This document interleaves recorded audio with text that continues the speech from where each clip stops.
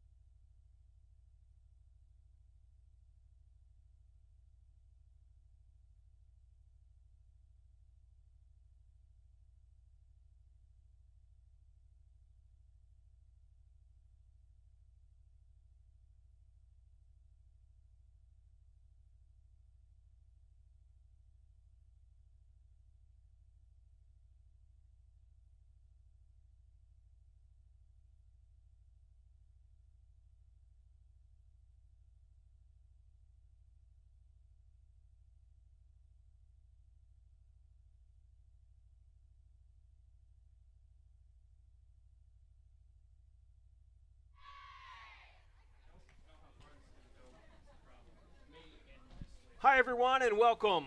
Welcome to the campus of Case Western Reserve University. Welcome specifically to the field in front of you, Mather Park, home of the Spartans, and home in 2024 to one of the 16 Division III softball regionals across the country.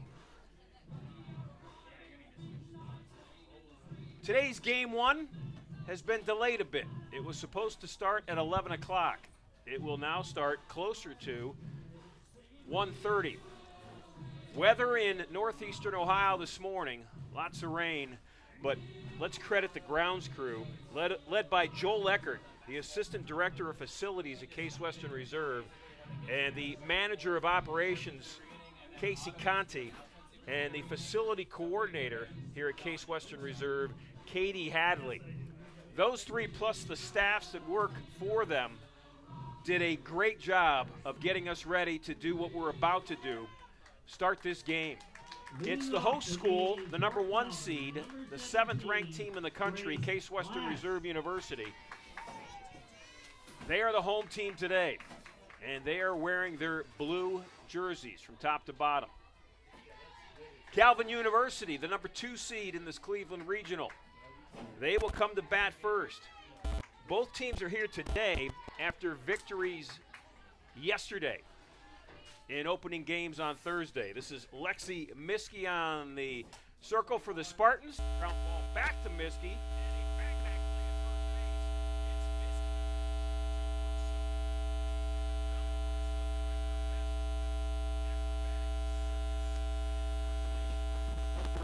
Base. So 1 up and 1 down. That was Grace Glass swinging at a first pitch. This brings to the plate Aubrey Herder. Herder, the freshman shortstop for the Knights. First pitch from Miskey's fouled back. Lexi Miskey was outstanding yesterday in the win over Penn State Barron. She ended up throwing 6 2/3 of an inning. She pitched the first 4 and then came out and then had to come back in relief of Kylie Hosey. The 0-1 pitch. Nice stop by Caitlin Lamb. Miskey on the day, 6 2/3 innings pitched. Struck out 11, walked 1, gave up no runs and only 4 hits. And she's in the circle again today.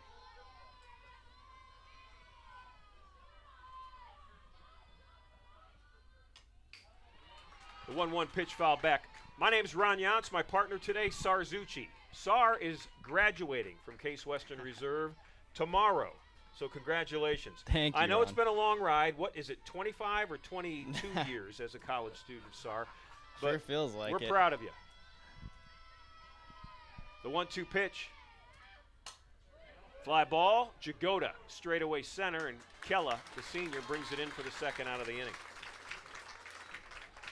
And we've seen so far these Calvin batters have been aggressive on Miskey. They've both swung at the first pitch and both actually made contact on the first pitch. And they want to get started off really fast here and start to get in a rhythm because Miskey, even if you get her a little bit off her game, if you get, 1 or 2 hits early, she's a pitcher that calms down very quickly, and she's shown that the last couple games this season. So they really want to get in a consistent rhythm offensively. Miskey starts off the number 3 hitter, Carly Dole, with a changeup. Here's a dangerous hitter for the Knights. Dole, the number 3 hitter, the sophomore, plays third base. She hit a line drive home run to right field yesterday. Second pitch moves her back off the plate. Dole on the year leads Calvin in hitting with 407. Leads him in hits, 50. Leads him in runs scored, 42. Leads him in home runs, 6. Leads him in runs batted in, 31. I can go on and on. Yeah, and she's by far the strongest hitter on this team, slugging .748, and those 6 home runs, there's nobody else even close on this team. Nobody else with more than 1. To go with the 6 home runs, she's got 10 triples. Miskey's up in the count, 1 ball, 2 strikes. There are 2 outs here in the top of the first. Here comes the 1-2 pitch. Nice job by Caitlin Lamb, Miskey's catcher. Let's set that defense real quickly for you for the Spartans. In left field, it's Stevie Rieger, the senior. Kella Jagoda, a senior in center. First-year player, Nyla Durham in right field. In the infield, you've got a sophomore Biz Berry at third, freshman Karen Potts at short, senior Kai Gross at second, and junior Bella Russo at first base. Count's now full, 3 balls, 2 strikes. Sarmiski did that throwing a ball off the backstop a couple of times yesterday, and I'm of the belief that that's actually a good idea if you're the pitcher, especially against a hitter like Dole. You never want the hitter to get comfortable in the box. Yeah, and sometimes you just don't want to throw her a hittable pitch. There's an example of it. That's Miskey just trying to get her outside to chase, and we saw that really on the last 3 pitches of that at-bat, and it's a disciplined at-bat for Carly Dole. That's how you have to start off against such a hot pitcher. So Dole gets a walk after being down 1-2 in the count, and that will bring up the cleanup hitter, number 11, the junior catcher, Taylor Sanborn. And I think in some ways, if you're Lexi Miskey in this Spartans defense, I don't think that's necessarily the worst thing in the world, because sometimes you might think you have a better chance to get the next hitter out. You don't want to give Dole a pitch that's too hittable. Ground ball to Gross, the senior over to the junior, Gross to Russo, and the Spartans are out of the inning. 4 come to the plate for the Knights. They leave a runner on. They score none, and we head to the bottom of the first. Spartans coming to bat. NCAA.org/play college.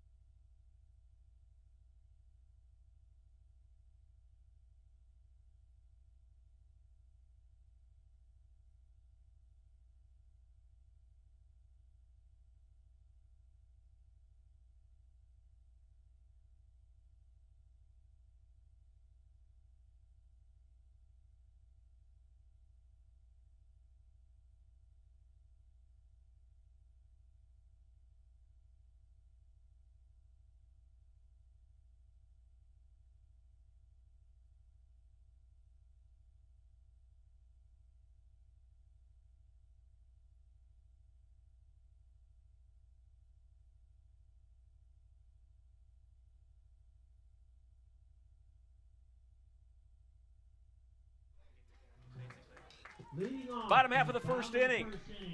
Our first look, at least today, of the Josie Henry-led Spartans. Coach Henry making her way to the third base coaching box in her 14th year. And she's real excited about the young woman at the plate right now, Karen Potts, first-year shortstop, who's been just outstanding in every way this year.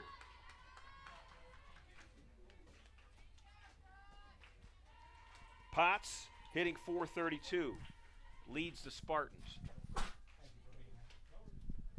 The 1-0 pitch, and it's high for ball 2. That's Brooke Hunderman, the sophomore in the circle for Calvin. She is their ace. Hunderman pitched 7 innings yesterday in their win against Dominican, and she was very good. 7 innings, struck out 9, walked 3, and gave up only 2 runs. And gets an outside strike. Count is now 2-1. Hit clear count, and then 2 balls, 1 strike.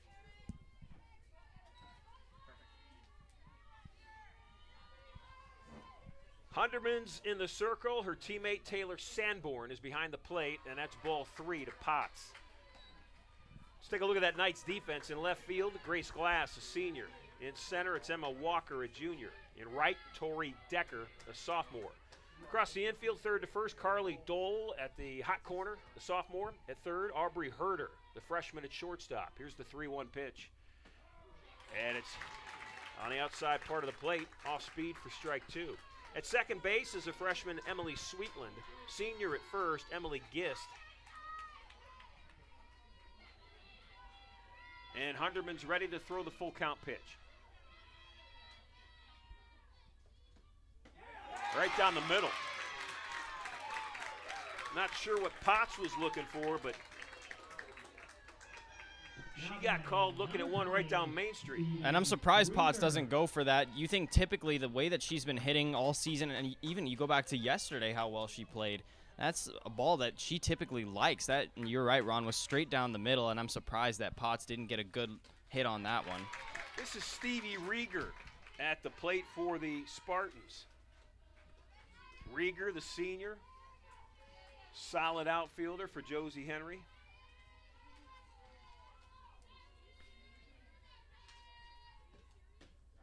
Second pitch, Hunderman pounding the strike zone. She fell down in the count, 3-1 to Potts, and now has thrown 4 straight strikes. And if she can get this strike zone working against this top of the order for the Spartans, it's going to be a long day for Josie Henry's squad offensively. Tried that outside part. That cut the left-handed batter's box in half. That was a Greg Maddox style outside pitch on an 0-2 count. 1 ball, 2 strikes, 1 out, bottom of the first, scoreless game. Now everybody's even. It's a similar strategy, it looks like, trying to get an aggressive hitter in Stevie Rieger to chase, and it's another disciplined at-bat. Rieger had 2 hits yesterday. She was 2 for 4, scored a run. Here comes the 2-2. And that is a pop-up changeup that Rieger was completely fooled on. Stevie's stride started so early. She was so off balance, there was no chance to reset. I think that Calvin crowd thought she hit that top part of the strike zone and it was just outside of it.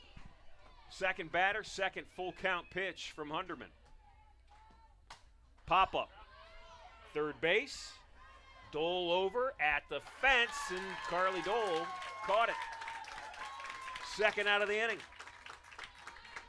Now batting, number 17, Kylie Gross. So here comes one of the hottest hitters in the country right now, and that's Kai Gross. Gross had 3 hits yesterday and 4 plate appearances.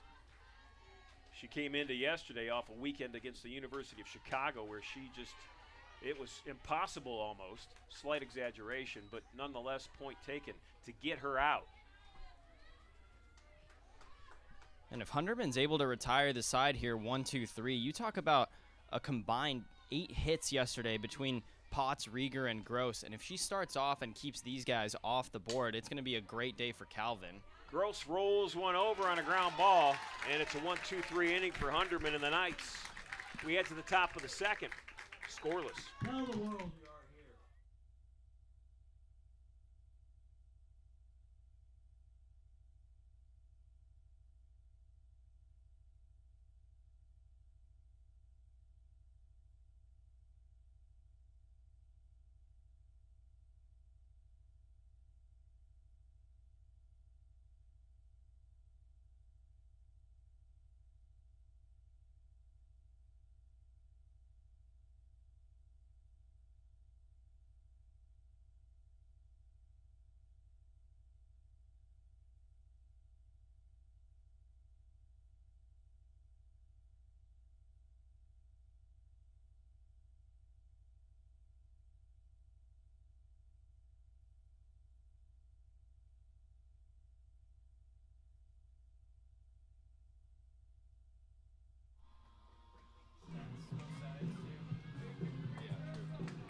Leading off the top half of the second for the Knights of Calvin University will be their senior first baseman, Emily Gist. For Calvin, number 23, Emily Gist. Gist yesterday 0 for 2.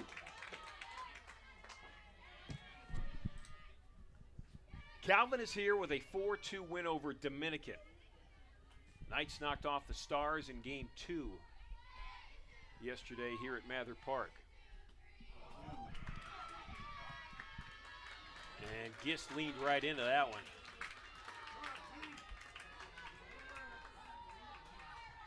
Now batting, number 22, Tori Decker. So Gist is down at first base.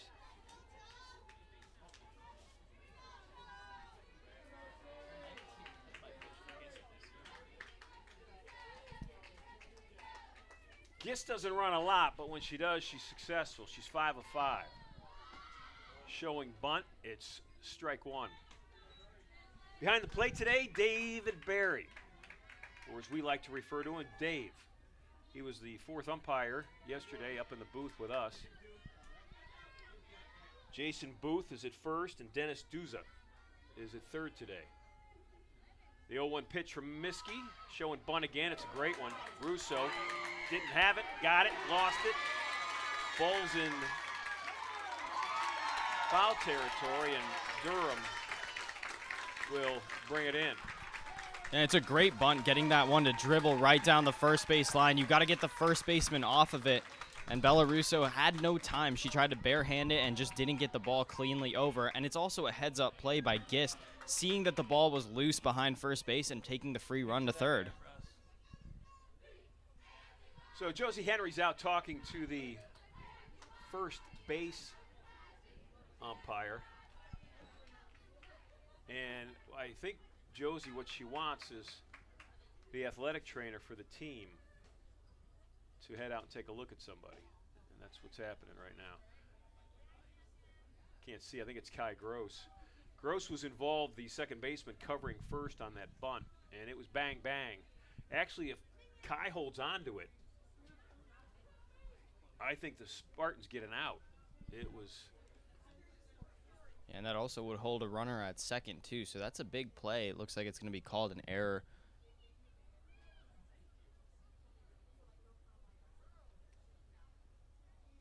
So everybody's set, and the Knights are in great shape here to start the top half of the second. A hit batter and an error have put two on, first and third, for the Knights. Nobody out. Calvin is 33-10 on the year. Now batting, number 34, Emma Walker. They are here in an at-large bid. They lost to Trine in the conference championship of the Michigan Intercollegiate Athletic Association. And they got an at-large bid.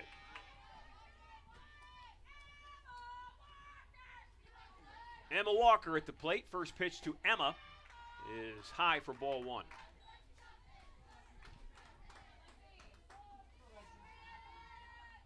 Walker yesterday had a hit and a run batted in.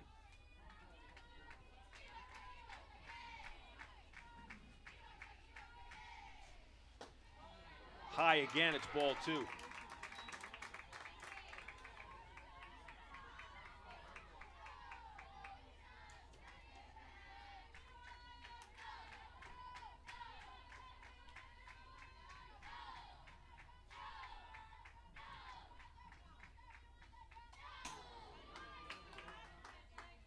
Miskey trying to focus in now. 2 balls, 1 strike. Calvin has Gist, their runner at third. Decker, their runner at first. The 2-1 pitch. Throw down. Trying to get in a rundown. Potts keeping an eye and almost thrown away. I tell you this. That ball from Potts to third hit Gist. If it doesn't, I think it skips up the fence line in left field and Gist comes home. Yeah, I don't know if Bisberry was behind that ball. And that's good base running, really, by Calvin, too. Get caught in the rundown. But it's a good job by Karen Potts just to keep that run from coming home. That's probably the best case scenario there and for the Spartans. The 2-2 pitch from Miskey. Pop-up. Shallow center. Trouble. Potts with an over-the-back catch. Throw home. Got her! Double play! What a play by the freshman, Potts!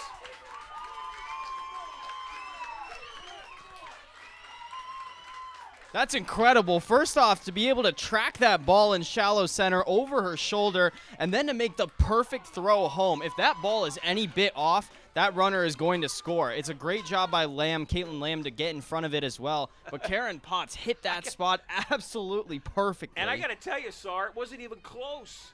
It was clearly an out. Becky You're right. Hilgert, the head coach for Calvin, came to talk to the home plate umpire. That wasn't even close. That was an amazing play. You can see as Potts throws that ball, it pulls Lamb into the right-handed batter's box, and that's exactly what you want as a catcher, to get that throw in the direction of the runner coming home. And that is strike one. This is Emily Sweetland, the second baseman.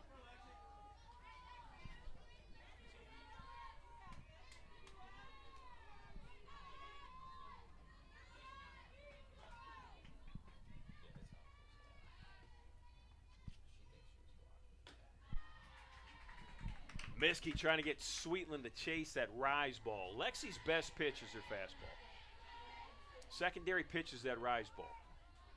Her third pitch, which has really come into development and usable and extremely effective this year, has been the changeup.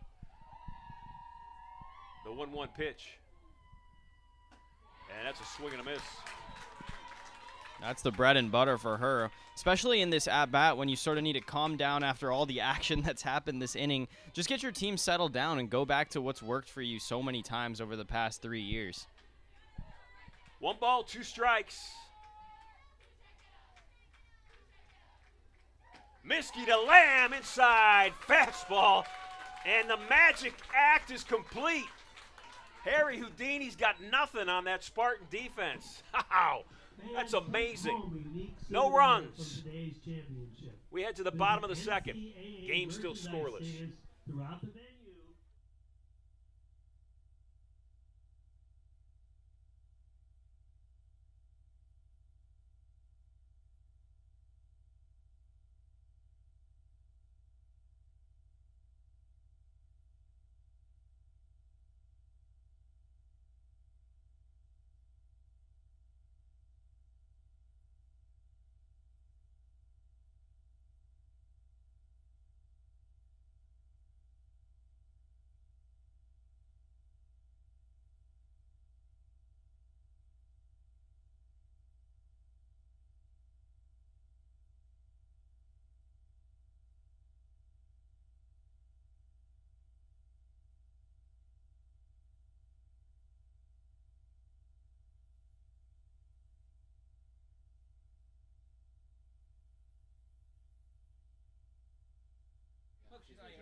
Yeah. Leading off the bottom half of the second for the Spartans. Number 6 is Wow. Still impressed by that throw from Potts to Lamb at home. This is Biz Berry, the third baseman. I brought up Willie Mays. The Say-Hey kid made a catch like that in center field, flat out running towards the wall, field behind him, caught it over his back like that, turned around and flung it to the infield as fast as he could. Now that was in a World Series game and, you know, obviously a major league game. But that play by Potts was no less sensational. I mean, it was unbelievable.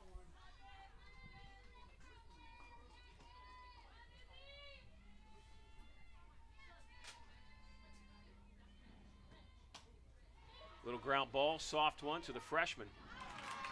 And Herder across the field to Gist for the first out. Bisberry's out 6-3. Number 11, Bella Russo. I think it was the 1954 World Series. Automatic, right? 54 World Series, Giants of New York against the Cleveland Indians. And I think it was Vic Wirtz who hit the ball to straightaway center. And Willie Mays made that great catch.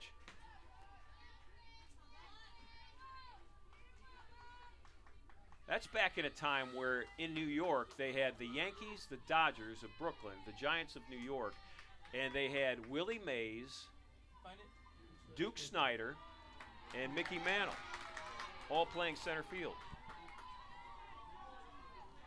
Now Sarzucci and the sports information director, Fast Eddie Karakas, have no idea of the greatness of Willie Mays, Duke Snider, and Mickey Mantle, but it's okay. Guys, there's this thing called YouTube. You can punch those names in and you can see those plays. I've seen the Willie Mays play. Okay. More than once. So this is Russo at the plate, the first baseman. And Hunterman's up in the count, 1 ball, 2 strikes.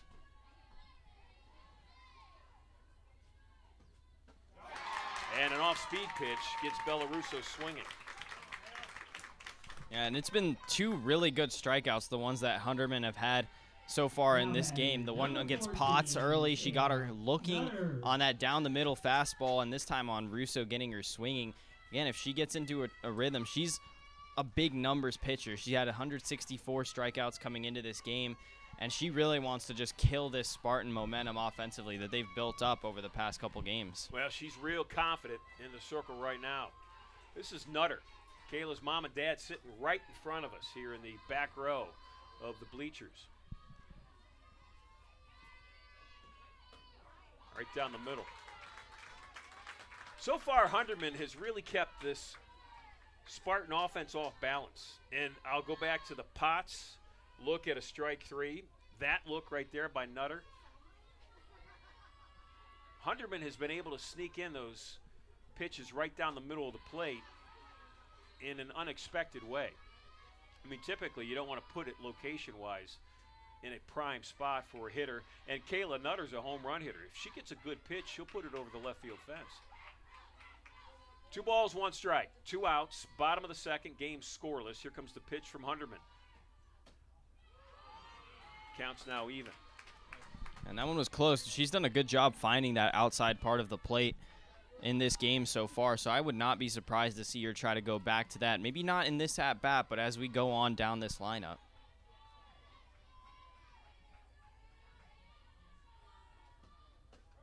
And that's a beautiful pitch. And Nutter thought she had the walk, too. That's a great location. Well, that ball actually came back. And it was a slider, for lack of a better term. Wasn't a curveball. It had momentum and it had movement away from the right-handed hitter. It's a little pop-up in foul territory, and nobody's going to get to it. And that was that pitch right down the middle. You talk about Nutter's power as a hitter, and just a little bit more on that, and that one's going over the wall. So maybe a little bit more comfortable in this at-bat. She already saw that pitch one more time and maybe was expecting it here. Again, it was a full count that Hunderman brought that pitch out to get Karen Potts on the first strikeout. So maybe something that Coach Henry noticed, communicating that with her hitter. The winner of this game is in the championship game, and they are in the driver's seat. Because if you win today, you play tomorrow, and whoever you play tomorrow has to beat you twice to advance to the Sweet 16.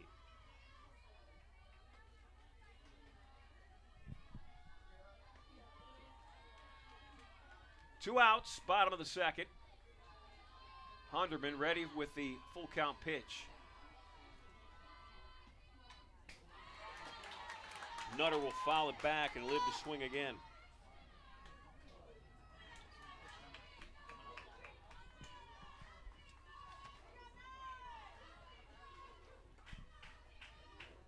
I'll tell you what,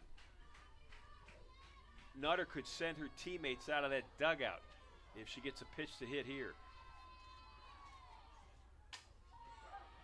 That off-speed changeup on a full count. But Ron, this might be the best thing she could do here. Get a long at-bat. They haven't had a lot of those right now. We're about to see the 9th pitch from Hunderman against Nutter.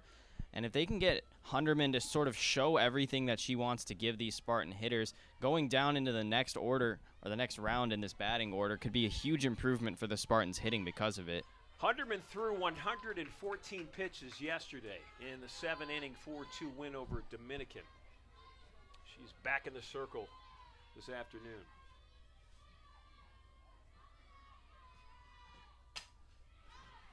And that's foul and off the fence. Nutter has not been able to really get a solid contact on any of her swings. She has not squared up the softball yet.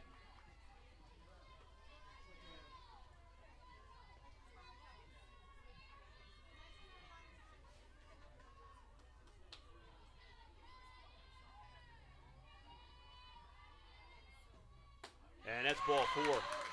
Sorry you mentioned it. That was a great at-bat by Kayla Nutter.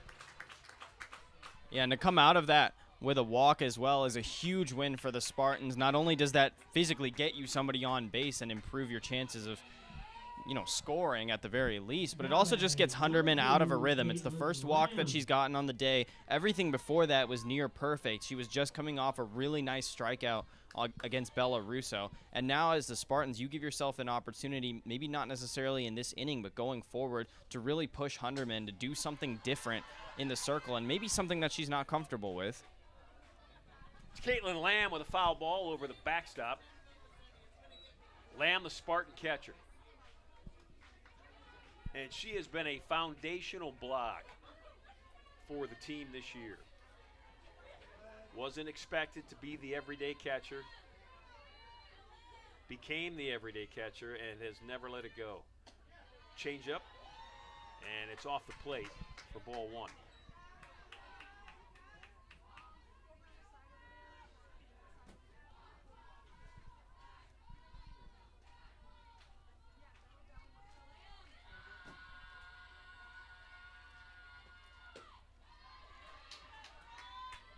High and outside, and that's Taylor Sanborn, the catcher, out to talk to her pitcher. Gives us an opportunity to, once again, thank the facilities folks here at Case Western. Joel Eckert, Assistant Director of Facilities, Casey Conti, Manager of Operations, and the coordinator of the facilities, Katie Hadley. Their staffs today were outstanding in getting this field ready for what will be 3 softball games. The 2-1 pitch fouled back. Honestly, I don't know that anybody in the Spartan lineup so far, and we're only in the second inning, 7th batter rather, has really squared up on a pitch yet. Yeah, it's been difficult, and I think, Ron, what you mentioned earlier was that Hunderman is changing the location of her pitches and bringing out certain pitches at certain times that are maybe unexpected. You talked about those down-the-middle pitches, and that might be a reason why.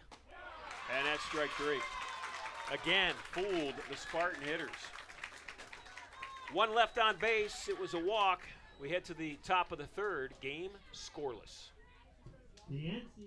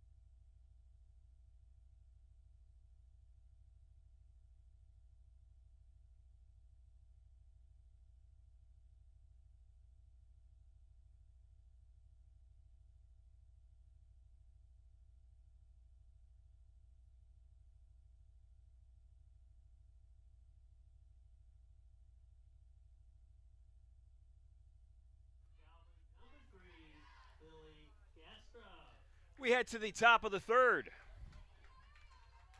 And in the batter's box for the Knights of Calvin, their number 9 hitter, junior Lily Gastra. Gastra facing Miskey. Miskey, a junior as well, in the circle. Here comes the pitch.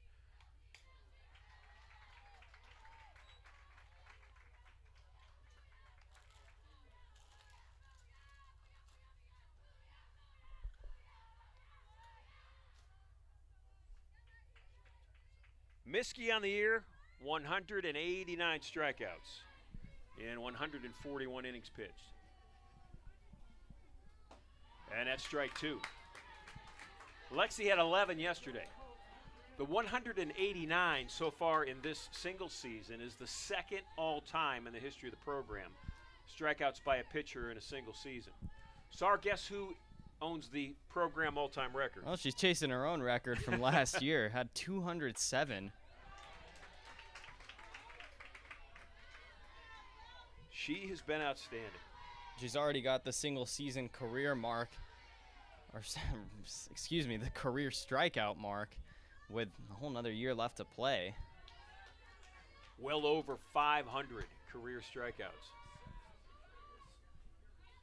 No balls, 2 strikes. Miskey.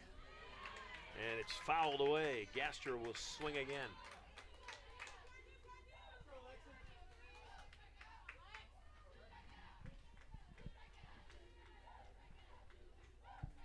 Gastor was 1 for 3 with a run batted in yesterday.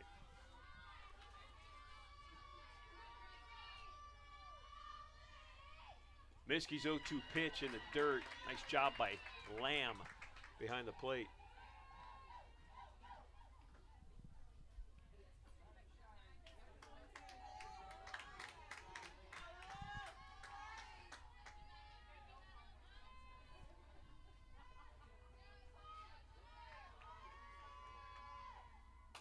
One, two. That's a spinner. Oh, what a play!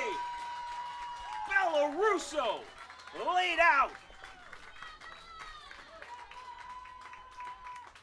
Oh, my.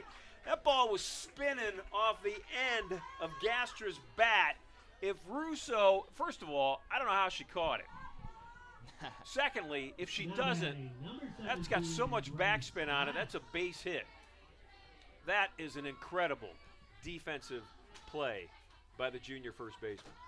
How about some of these defensive plays we've seen for the Spartans? You go back to the double play just a little bit ago, and that beautiful diving catch by Bella Russo. I don't think that could have fallen more perfectly for a full extension out there.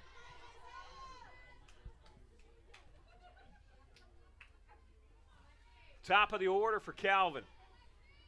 Grace Glass at the plate. Counts now 2-0 on the leadoff hitter. Glass in her first at bat, hit one back to the shortstop side of the pitcher, Lexi Miskey.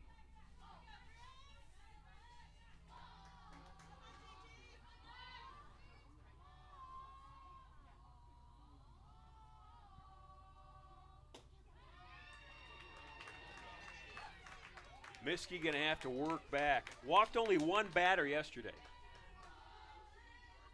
Today she's walked a batter and hit a batter.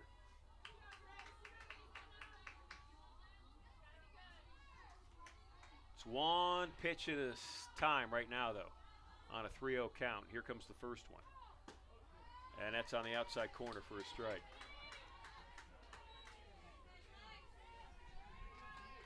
Grace Glass on the year. In 40 games is hitting .313.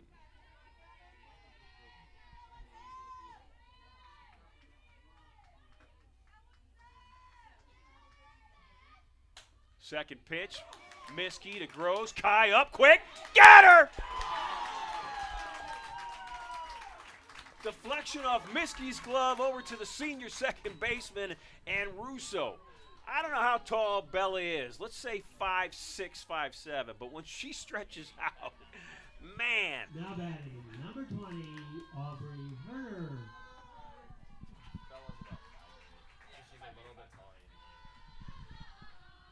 Fast Eddie Karakis looking for exactly how tall Bella Russo is. Listed at 5'8". Now we all know that what you're listed at in the program means absolutely nothing. I'll give it to her. I think it's pretty accurate. I'll give her 5'8". Listen, they listed Otto Penica, the Hall of Famer, for years at 6'4".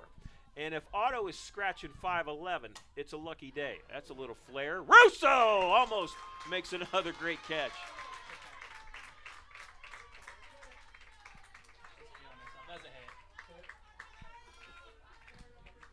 That is a base hit all day long. And nearly another display of acrobatics from the Spartan defense. But now with a runner on, it's just your second hit of the day. As Calvin, you really have to try and get something going. Push the bases, because last time you had 2 runners in scoring position, it was a double play that ended all of that. And here's Dole. Carly, the number 3 hitter. First pitch to her is high for ball 1. You know, last time Miskey didn't really give her a lot to hit, and you wonder, especially now with a runner on, do you give her an opportunity? Do you really try and push the strike zone and get that K, or do you, sort of let her play off the base or off the home plate and try and chase something outside? Inside, moving that power hitter off the plate. 2 balls, no strikes, 2 outs. Aubrey Herder on at first base with that spinning pop-up. You know, Herder barely got anything off the edge of the bat, and the spin was just enough to keep it out of the glove of Russo. That one's low. It's ball 3.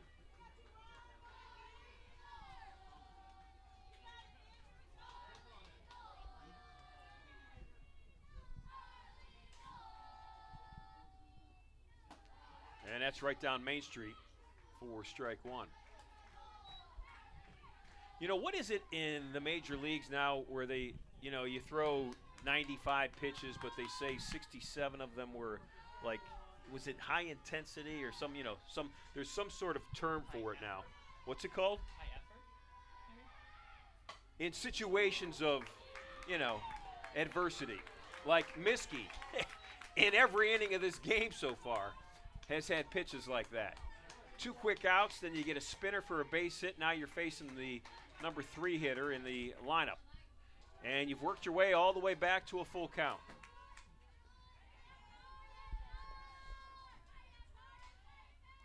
Here comes the pitch. Strike 3, Lexi Miskey. Wow. Walking off like it's just what she does. We head to the bottom of the 3rd in a scoreless game.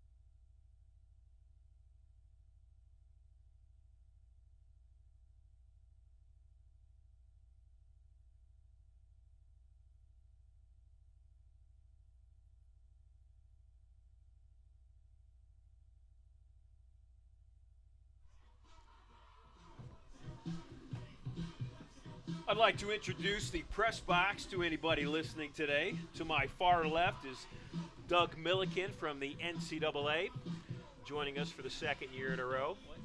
No. That's not I'm sorry, not Doug Milliken. Denny Griffin to my far left. Doug Milliken is to my left. Denny Griffin's to my far left. Doug Milliken is to my immediate left. Doug's doing the scoreboard. We got the Hall of Famer, Otto Penica, as the public address announcer. Todrick Davis, one of the NCAA umpires working this weekend. He's the 4th umpire sitting in the press box in Game 1. It's a ball. Pitch clock. Ball. The first base umpire has just, there's a time limit, right? Once the ball's in the circle, Todrick's just looking like he's not going to answer our questions.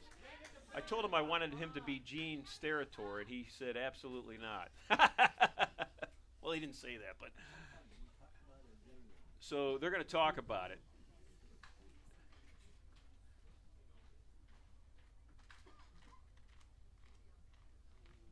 Becky Hilgert is the head coach of Calvin. She's out there with her hands on her hips.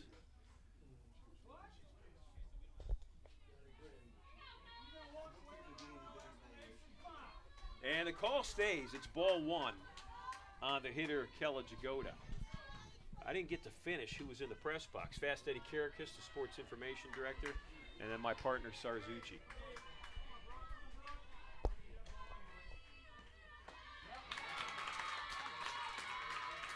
Count's now even. This is Jagoda, the senior center fielder. Kella hits 8th in Josie Henry's lineup. Kella on the year hitting .279. Leads the team in triples, though.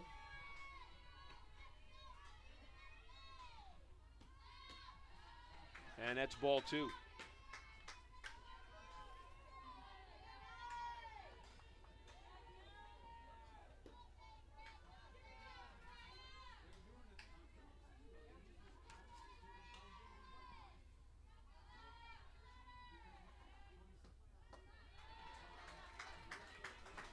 This is a place that Brooke Hunderman doesn't mind being in. Yesterday, when she pitched that complete game 4-2 victory, she was facing 3-1 full count situations a lot. So far this afternoon has had at least 3 full count situations, and this is a 3-1 pitch.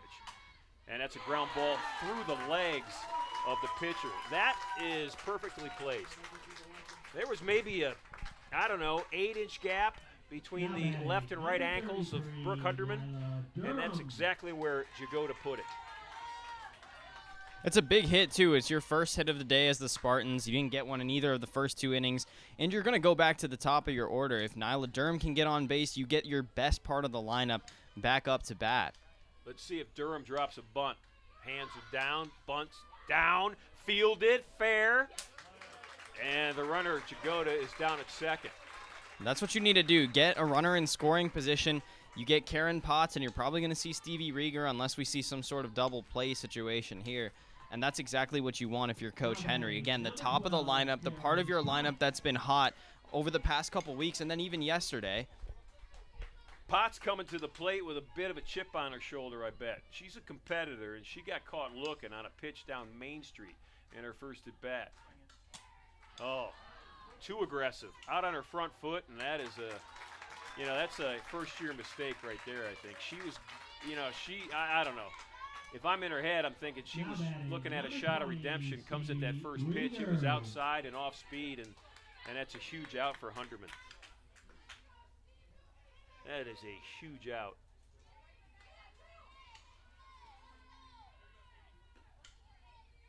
So it's up to Stevie Rieger. Rieger, a senior, with her senior teammate, Kella Jagoda, on at second.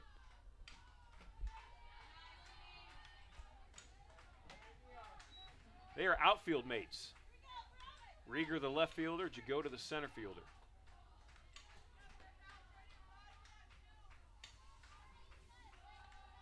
One of 3 seniors in the starting 9 for Josie Henry. The pitch, it's inside for a strike. The other senior is the second baseman, Kai Gross, who will be back next year. She will play a 5th year.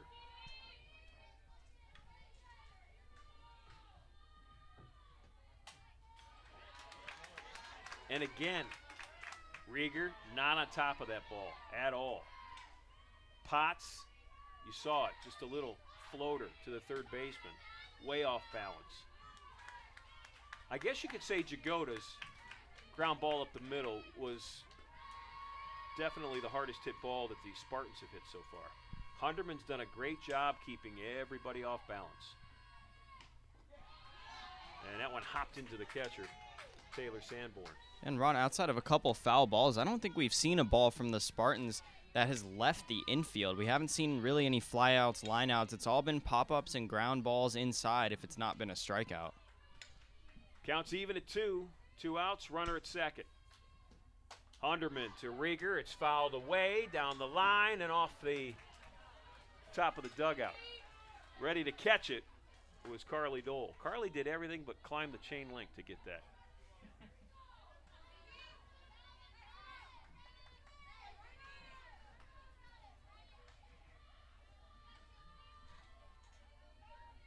We'll do it again.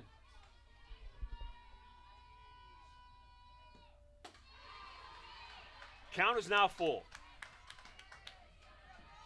She has not thrown Hunderman many fastballs, I don't think.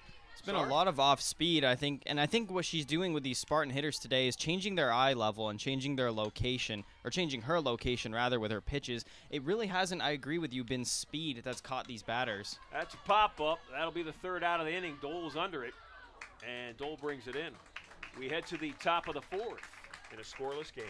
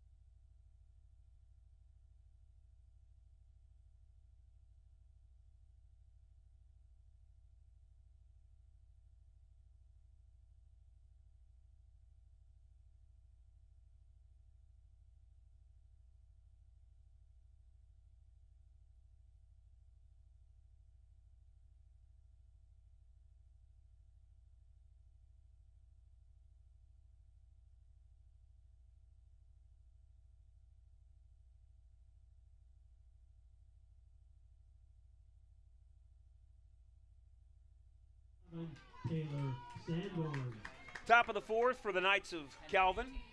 This is their catcher, Taylor Sanborn.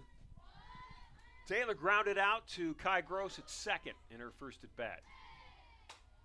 And that's a little pop fly, soft liner, however you want to say it, to Biz Berry.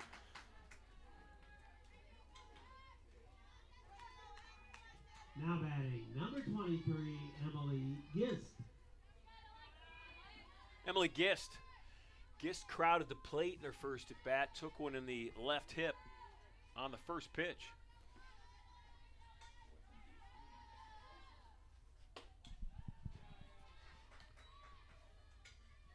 Her first step is not only towards the circle, towards the pitcher, but it's deep into the plate. 1 ball, no strike.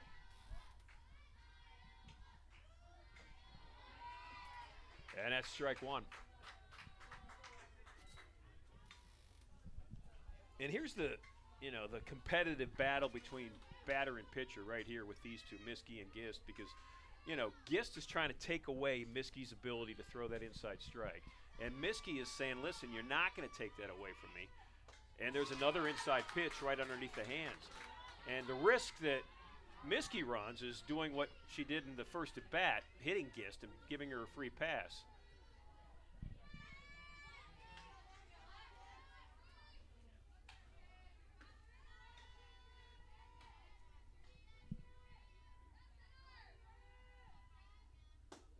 That 1-2 pitch is not tempting.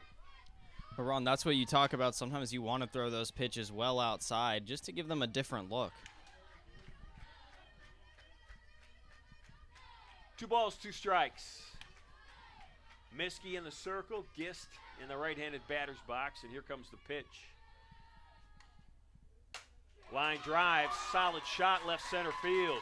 That one's going to go for a double. All the way to the wall, Reekers throw into Gross, and Gist with a 2-strike double.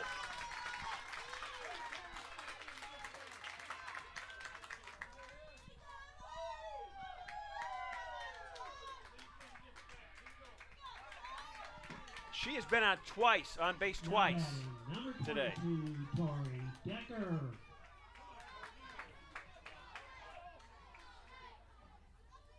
This is Tori Decker. Decker was on an error in that second inning. Decker was part of that runners at first, actually second and third with nobody out in that second inning that turned into that unbelievable play by Karen Potts at shortstop. And you feel like the Spartans could use another one of those plays right now. They're in a good part of the lineup, Calvin is, with a runner in scoring position once again. The 0-1 pitch under the hands of Decker.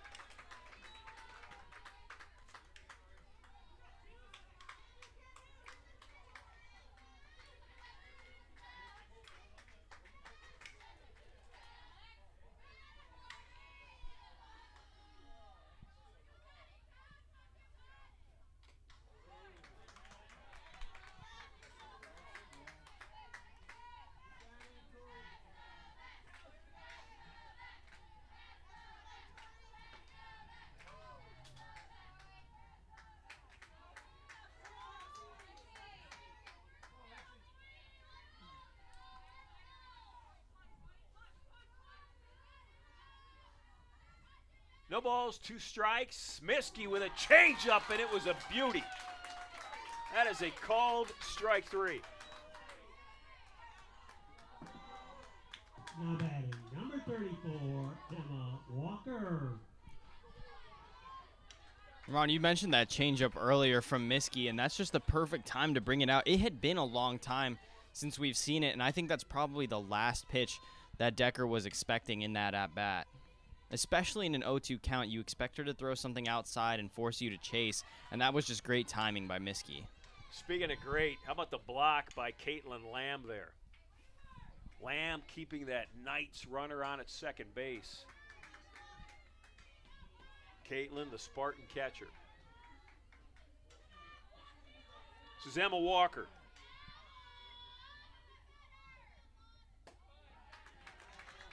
And she's up in the count, 2 balls, no strikes. Walker hit the fly ball to shallow center, deep short last time that Potts turned her back to the field and made a sensational catch on.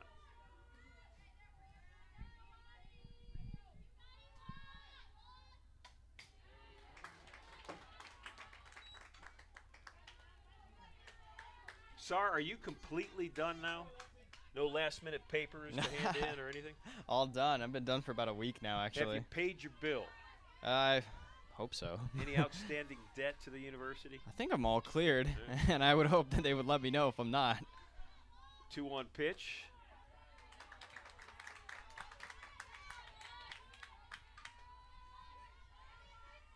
You'll graduate with what degree? Officially a Bachelor of Arts in Screenwriting and Film Production. Made your own major. 3 balls, 1 strike. Miskey to Walker.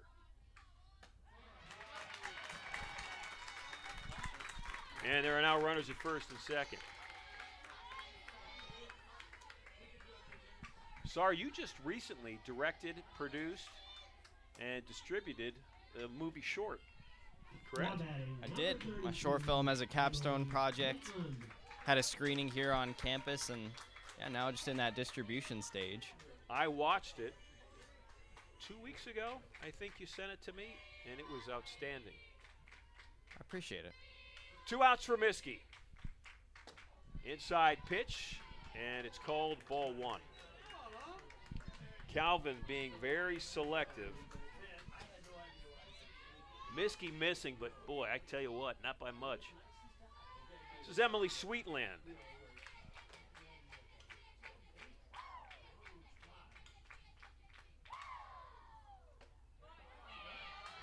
And that's a called strike.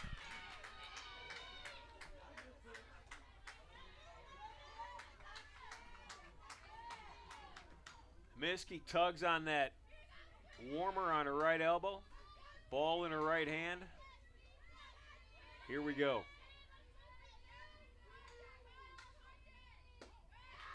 And that's a high pitch for ball 2. Sweetland struck out swinging in her first at bat to end the second.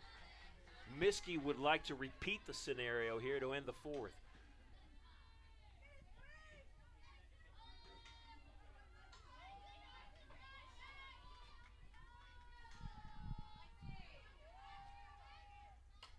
Fouled back.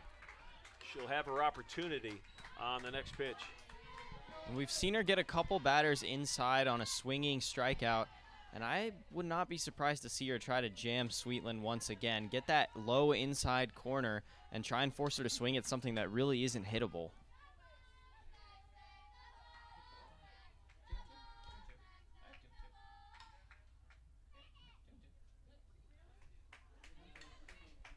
Checking the count. All eyes on Doug Milliken right now, the scoreboard operator. Everybody confers. 2 balls, 2 strikes. Miskey the pitch. And Sweetland does not chase. Count's full. With 2 outs, runners will be off. Everybody getting ready to run. Gist in a crouch position, ready to explode off second base. Here comes the pitch.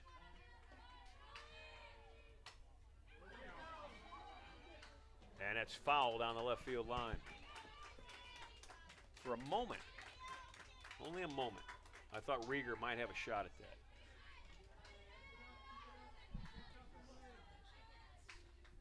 Good at bat by the freshman, Emily Sweetland.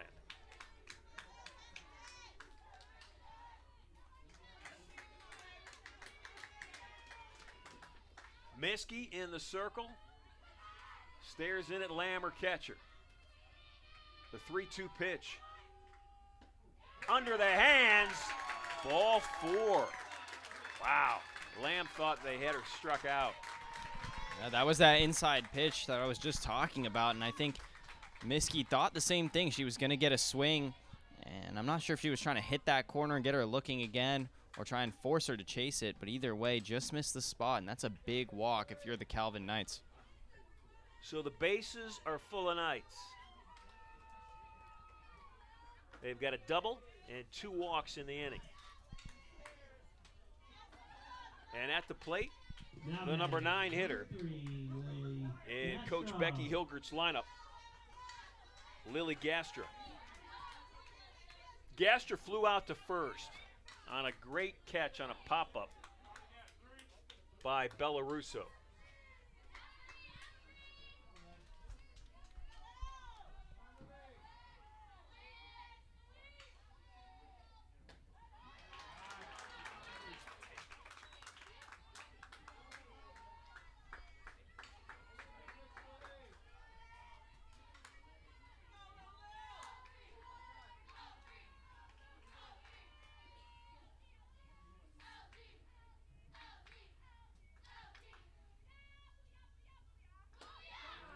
High for ball 2. The plate discipline by Calvin, I said it before and I'll say it again, has been outstanding this afternoon. Yeah, especially in that last at-bat from Sweetland on the full count. Discipline to hold back on that tight pitch.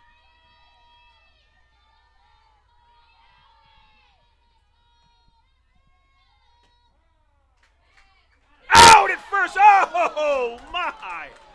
I tell you what, if Bella Russo would have paid attention, Josie Henry's going to call for the appeal.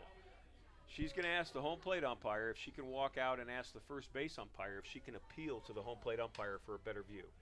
Because, I mean, in Josie's defense, the first base umpire with that runner sliding back into the bag could have been blocked a little bit. Now, it doesn't look like he's going to give her the appeal because he is describing in complete detail right now what he saw. The home plate umpire would have the exact same view that we had, and it looked like it wasn't even close.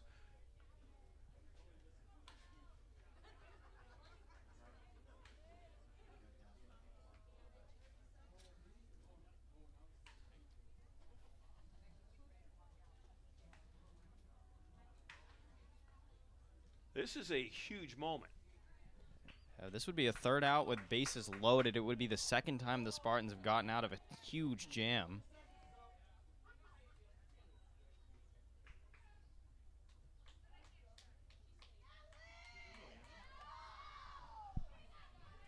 The appeal's not granted, and I thought I heard him say a warning.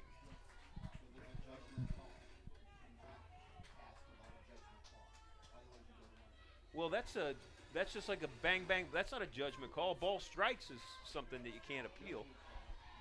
That's the first time I've ever heard that. That's Denny Griffin, our NCAA expert. So the count's 2-1.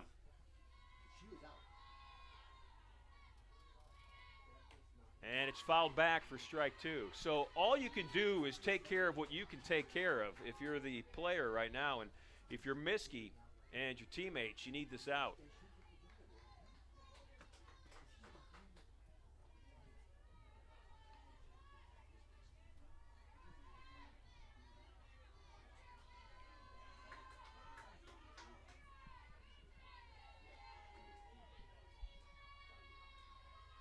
Here comes the 2-2 pitch. Line drive to go to center field. Back, arms up over her head. That's going to clear the bases.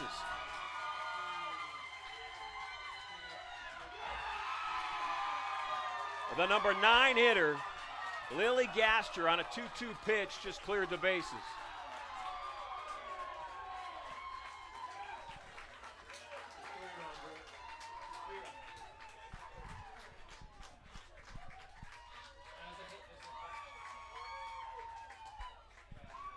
And if I'm Josie Henry, I'm still boiling about that call at first base. Yeah, it's a huge call, and you said it right when it happened, Ron, that was a huge call because that's the difference between, hey, we're headed to the bottom of the 4th right now, scoreless, or we're up 3-0 if you're Calvin. So either way, whether you look at it from the Spartans' perspective or the Knights' perspective, that is a huge play right there. But then for Calvin to come back, forget about what happened, don't worry about it, answer, and as you said, Ron, control what you can control. It's a great job by Gastra getting them up by 3 runs here. 3 in the fourth, and with the way that Hunderman has handled this Spartan lineup, that might be all Calvin needs.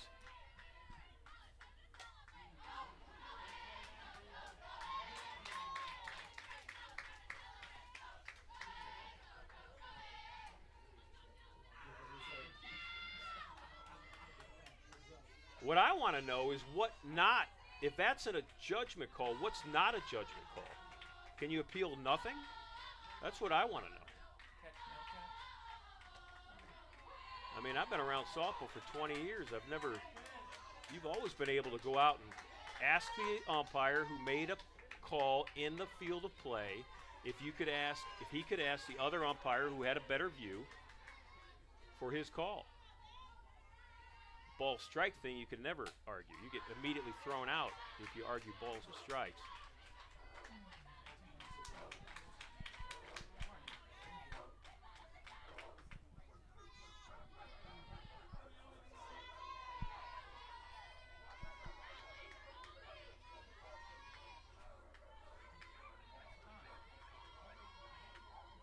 The 0-2 pitch.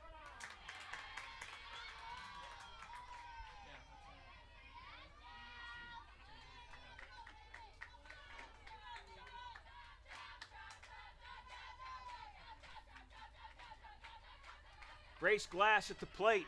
Miskey trying to get the third out of the inning.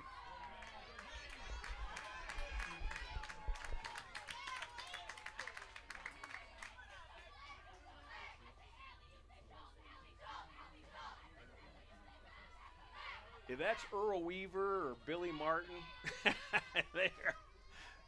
they're at a bar right now somewhere on the circle because they've just been thrown out of the game. Little spinner, tough play. Biz Berry across the field, and that will end the inning. We head to the bottom of the fourth. 2 out, 3-run double by Lily Gaster for Calvin as the Knights up 3-0. Ladies and gentlemen, at this time,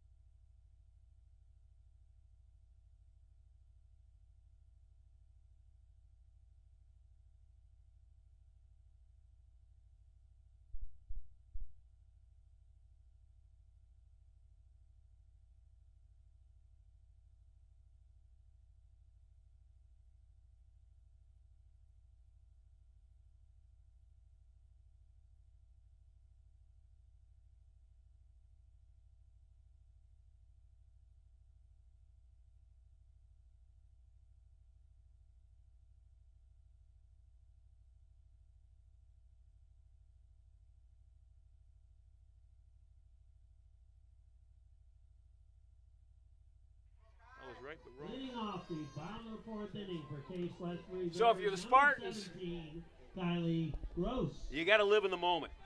And that's exactly, I'm sure, what Coach Henry told them in the dugout. Let's do what we can do right now. Game starts right now. And it starts with Kai Gross at the plate in the bottom half of the fourth.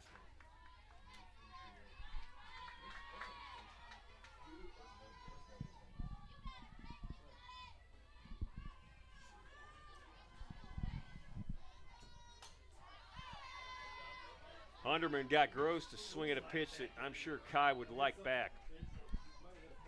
And Ron, you mentioned it during that top of the fourth inning, right after Calvin scored, that Hunderman has really handled this Spartan lineup, and she has.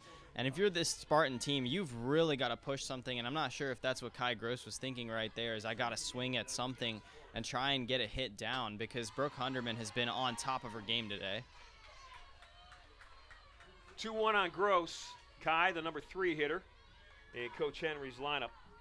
Kai grounded out to second in her first at bat. Spartans have been held to just 1 hit against Hunderman. And there's another inside pitch that's a pitcher's pitch. I mean, Hunderman is doing a fantastic job. I cannot give her enough credit. keeping the Spartans off balance, and when they do swing, they swing at her pitch. And again, Ron, you mentioned it as well. It's not really the speed that's throwing this Spartan team off, and I think it's just more of ball placement, location, and timing of when she's bringing out some of these pitches, whether it be those inside pitches, whether it be the down the middle fastballs. Gross in the hole, and she'll leg it out to first base. I feel like the Spartans needed that, especially after Calvin scored 3 in the top of the 4th. They've really got to get going offensively, and there's no better time than right now.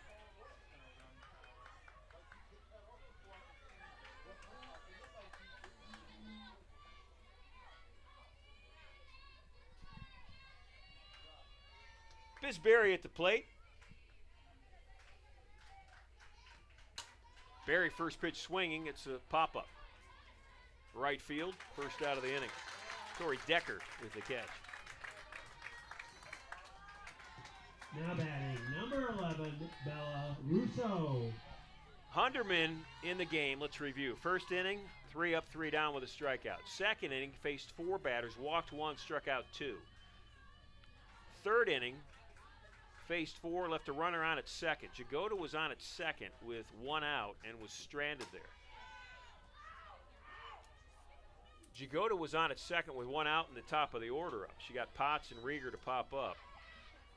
And then here in the 4th, 1 out with Bisberry on at first and Bella Russo at the plate.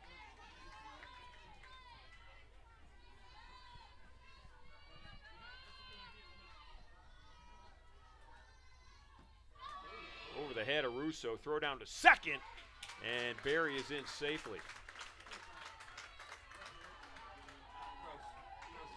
And it's a good pitch to steal on there when you get that sort of a wild pitch. I mean, that would have hit Bella Russo clearly if she didn't get out of the way. And Kai Gross, great timing with that, and from Josie Henry to get that call in, sliding into second. So Kai Gross now with 20 stolen bases in 24 attempts. How did that not hit Bella Russo? I mean, Bella got out of the way in a hurry because that looked like another pitch that was right about a hitter. The wild pitch sends Gross to third.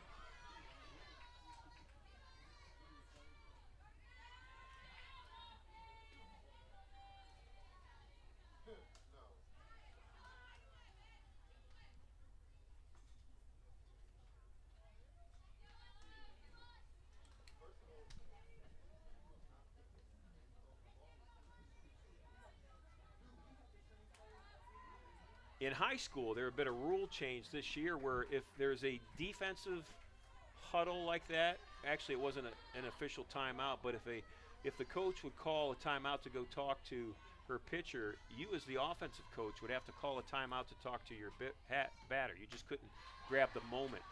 Like Josie Henry couldn't just grab the moment and talk to Russo. She would have to waste a timeout.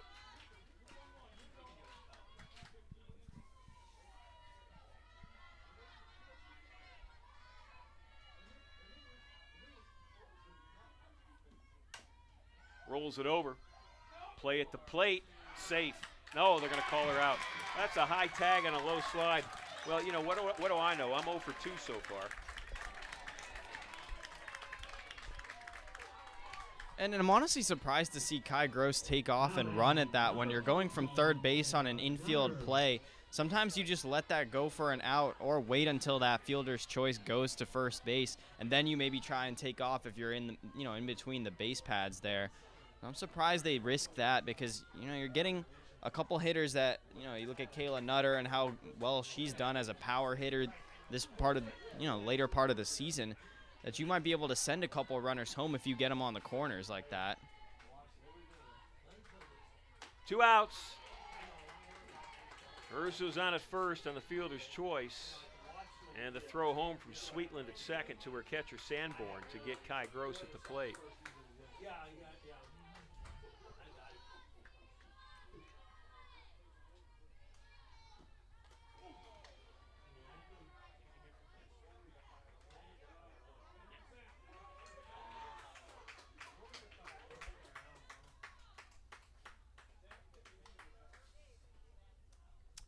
So Hilgert's going to come out, the head coach, and going to ask the home plate umpire if that hit the hands and then the bat, which would be a foul ball. But the home plate umpire. Now, see, now they're going to talk. Here's what I don't understand. If you're allowed to talk about this, why couldn't you talk about the other play? I just don't understand the reasoning behind this. And Ron, and you mentioned it, how important that play in the previous inning was. I mean, it gave the whole Calvin thing is you 3 want to get runs. the call right. Absolutely. That's why replay is a part of every game now. Not that it's part of this game. But when you ask for an appeal in a situation where you can have an appeal, and unless something's changed that I have no idea about, and obviously it hasn't because Josie Henry wouldn't have gone out and asked for it, I don't understand why she didn't get the appeal. I hate to belabor the point, and I know that I am, but that was a huge call.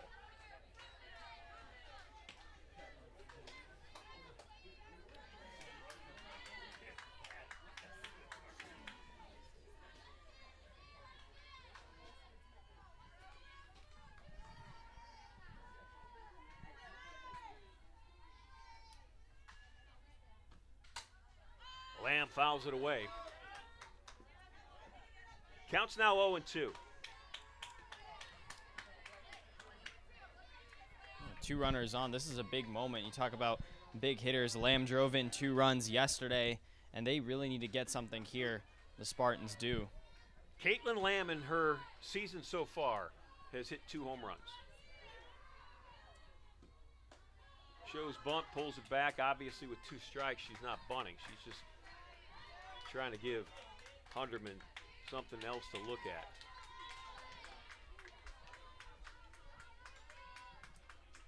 Lamb the catcher, Hunderman the pitcher. 2 outs, the 1-2 pitch. And that's called out, strike 3.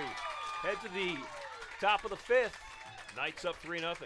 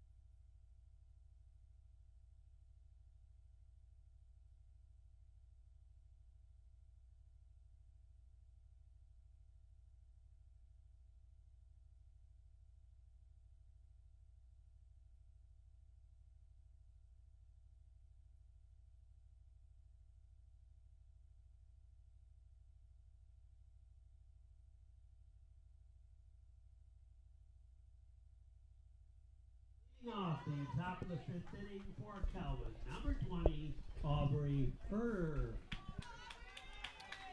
Top of the 5th, Knights at the plate.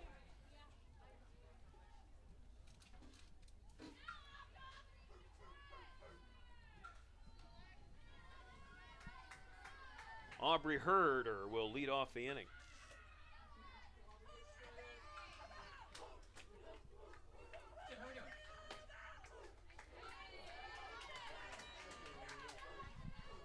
Herder in 2 at-bats, fly out to center, and a base hit to first base. If you're Calvin in this inning, you're building off an inning that you just scored 3 runs. You got the Spartans out, no runs on their side. You've had great pitching all day, really great defense all around as the Knights. So this is an opportunity for you to really push Miskey and push that lead. If you can get Lexi Miskey out of a rhythm right now, get a couple more hits, get a couple more runs on the board, it's going to be incredibly difficult for the Spartans to come back the way your defense has played.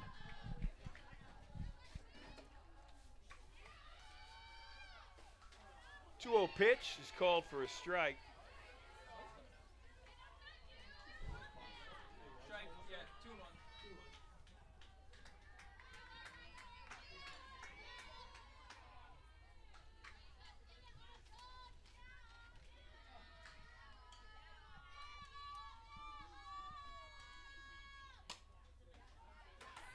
Soft ground ball. Potts across the field to Russo.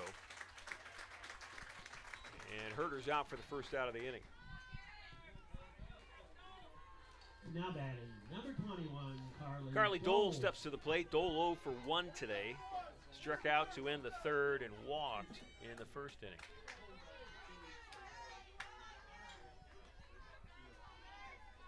The big hit in this game, a 2-out double, bases loaded double for Lily Gastra for Calvin. That's the difference in this game right now. She got a 2-2 pitch from Miskey that she liked, and she hit it just over the head of Kella Jagoda.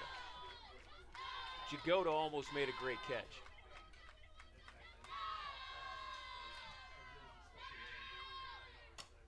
Pop up. This one's in the infield. Potts wants it.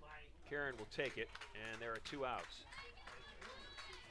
If you're as sure-handed as she's been, I don't know why you wouldn't want it. It's a good play by Karen Potts coming over. Now batting, number 11, Taylor Sanborn.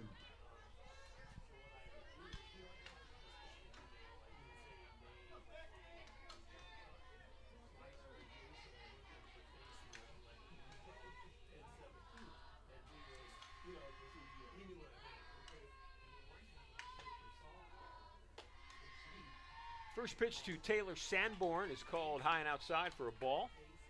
Sanborn, the number 4 hitter in Coach Hilgert's lineup. Taylor on the day 0 for 2.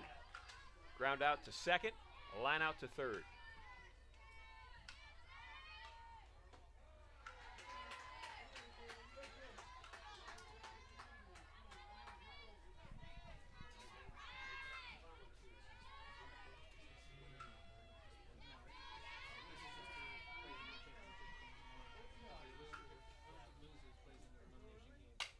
Line drive, and that one's into Nyla Durham. Play it first.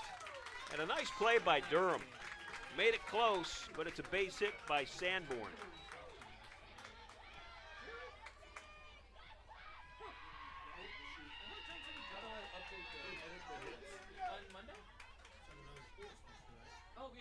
So a 2-out single by Sanborn brings Emily Gist to the plate. And Gist had a double in her last at bat.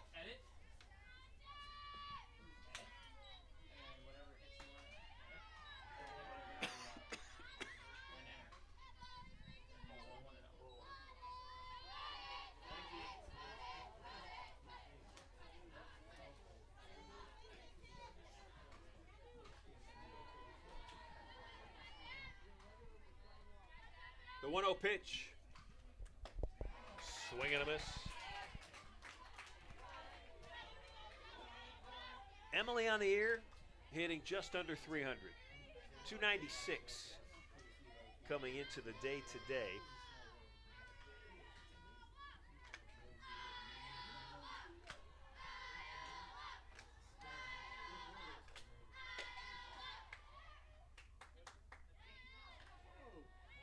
And Emily thinks she got hit. And the home plate umpire is going to bring her back.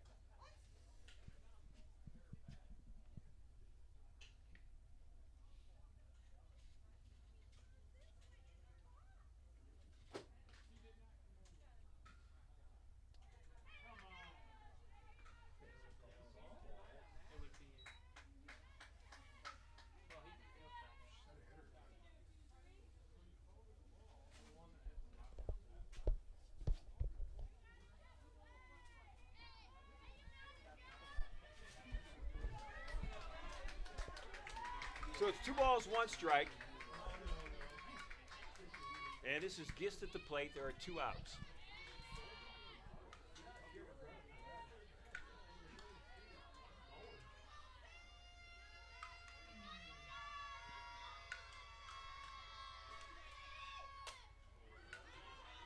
Counts now even at 2. Dominican will play Penn State Barron 45 minutes after this game ends. Both teams here in the batting cages. That is a loser's bracket game, so you got to win to stay in.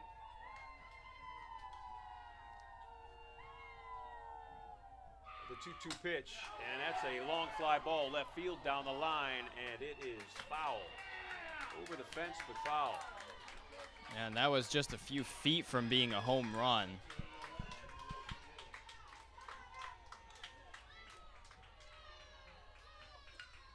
When they've needed to, Calvin has really squared up on Miskie's fastballs. I mean, I say when they've needed to, because it's not like they've spent the whole game just hitting ropes all over the field.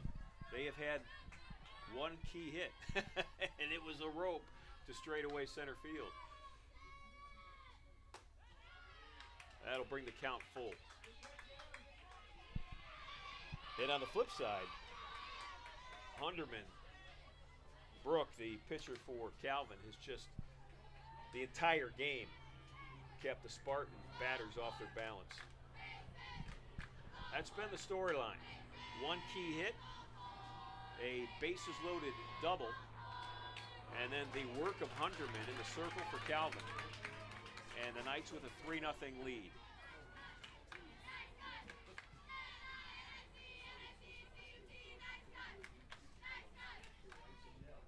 We've seen a couple full count pitches. This is a huge one for Miskey, especially coming off that inning. You've got to get out of this one without a run. You do not want to extend this inning the way Calvin is playing right now. Swing and a miss. Spartans with some work to do. They've got 3 more at bats. Their next one coming in moments.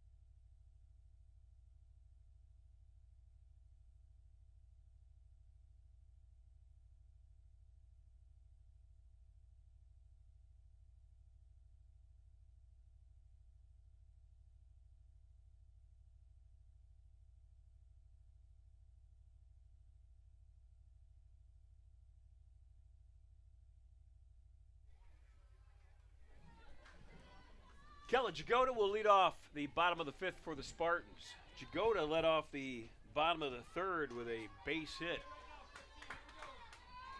They'd love for her to do it again.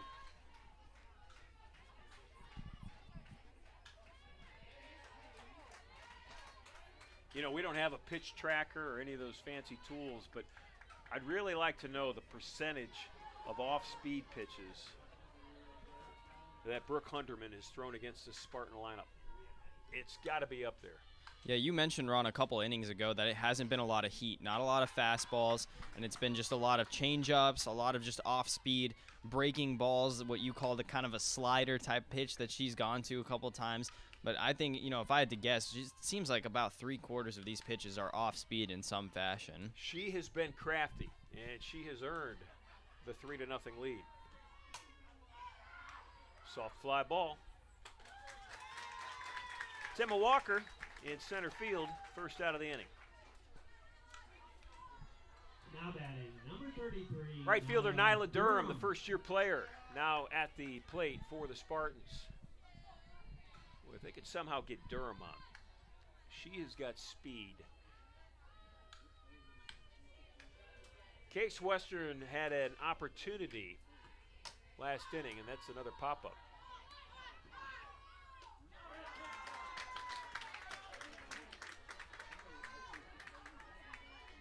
Now batting, number 12, Karen Potts. 6 outs, so let's see, 12, 6 of the 14 outs so far have been pop-ups. And then 4 have been strikeouts. So you could do the math on the rest.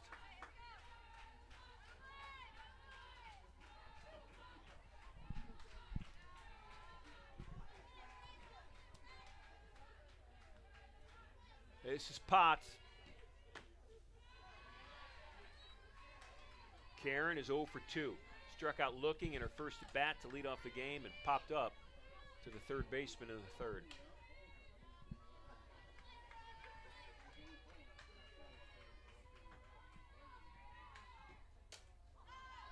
Got her inside, another pop-up. Quick inning.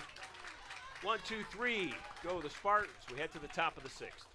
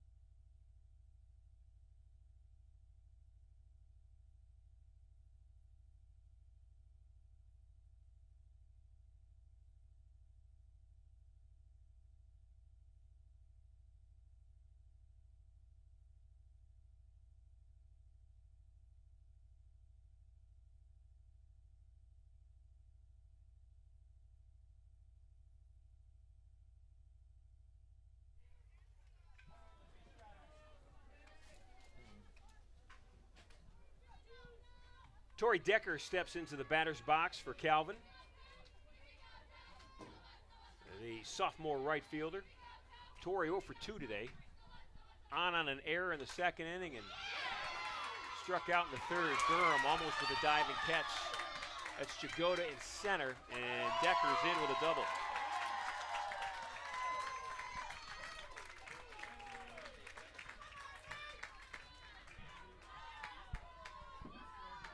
Leadoff double for Tori Decker brings Emma Walker to the plate. For Emma Walker.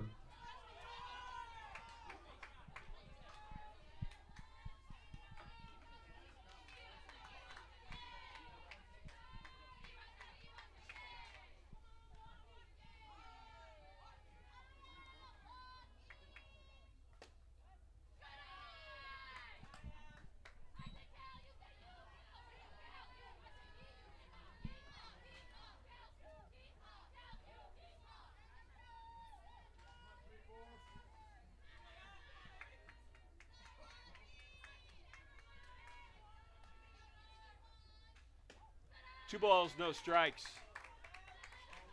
Walker on the day popped up to Potts in that sensational catch in the second inning and then walked and scored in the three-run third or three-run fourth.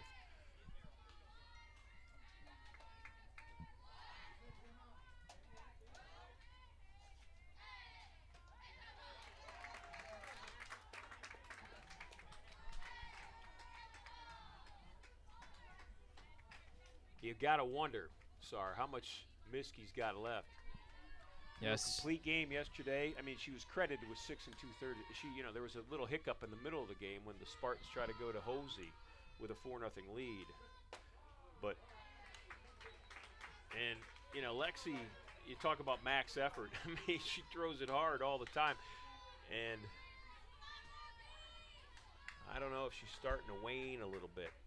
Yeah, Hosey was warming up earlier, but you do think, Ron, yesterday Hosey gave up 4 earned runs.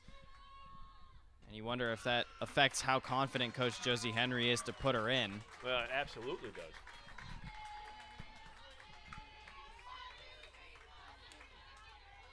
So a double and a walk to start the 6th for Calvin.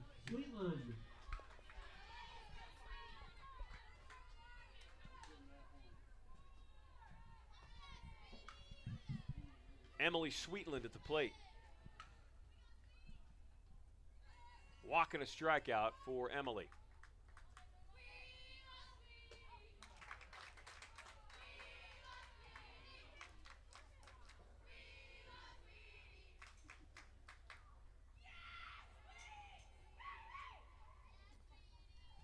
The loser of this game will play again today. The winner will not play again till tomorrow. And when they play tomorrow, they'll have to be beaten twice. So the winner of this game is in the driver's seat.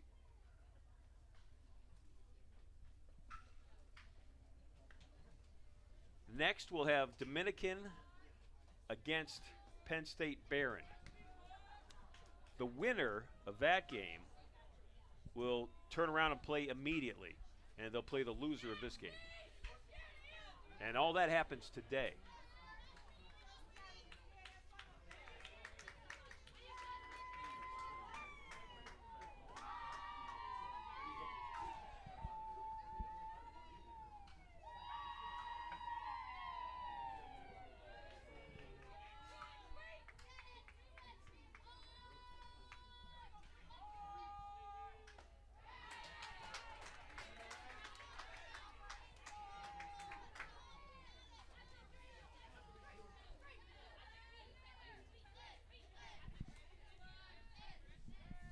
Sweetland yesterday against Dominican was 1 for 3. She had struck out twice in that game as well. Miskey pitch is high.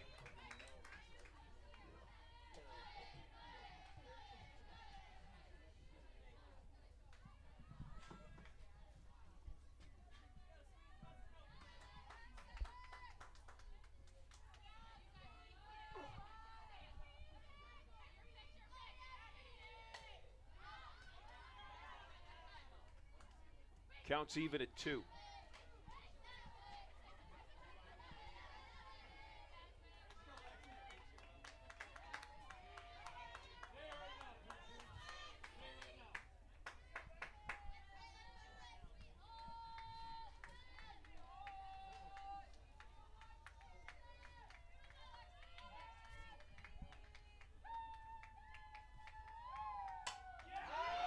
Jagoda, diving catch, Kella got it. Big Boy. play, they needed that. Yep, you could tell that Kella had a beat on it right away. You know, if you're a center fielder and you get a line drive like that, one misstep initially determines, you know, success or failure. And Kella had that step in the right direction, and that was beautiful to watch. If you take that step in and the ball's deeper than you think, then, you know, it's going over your head. That's clearing the bases. Yep. And in that situation, Kella Jagoda, she's had so much experience too, so sometimes it's just that. Get used to seeing those types of balls come in, you know what to expect. It's another spinner off the glove of Russo, and everybody's going to be safe. There have been a couple of those today. Those are just, you know, there's nothing you can do about that. Yeah, tough infield play. And that's one that just, it's a tough situation because when Russo's coming to get off the bag, even if she gets that ball there, there's nobody yet to cover first base to get it over there. Kai Gross is the closest one coming over there. And that's a nice hit, just a perfect location for it. This is Ella Steele now stepping to the plate for Calvin.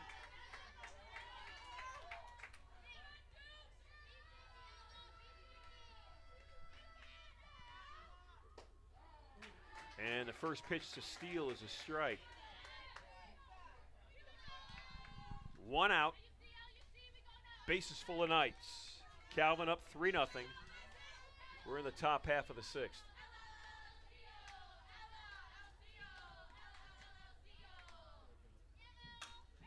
Pop up in the infield, the best friend of a pitcher other than a double play when the bases are loaded. Now batting. 2 outs number now. 20, Aubrey Herder. And that brings up the number 2 hitter, Aubrey Herder. Herder 1 for 3 today. Flew out in her first at bat, grounded out in her last at bat, had a base hit in the middle. And that one's down the middle for strike 1.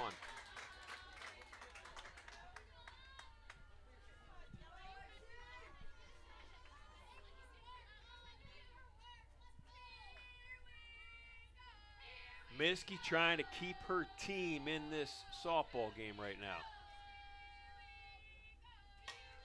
And that's a line drive that's going to break the back. Rieger got it in quickly, but the Knights get another run.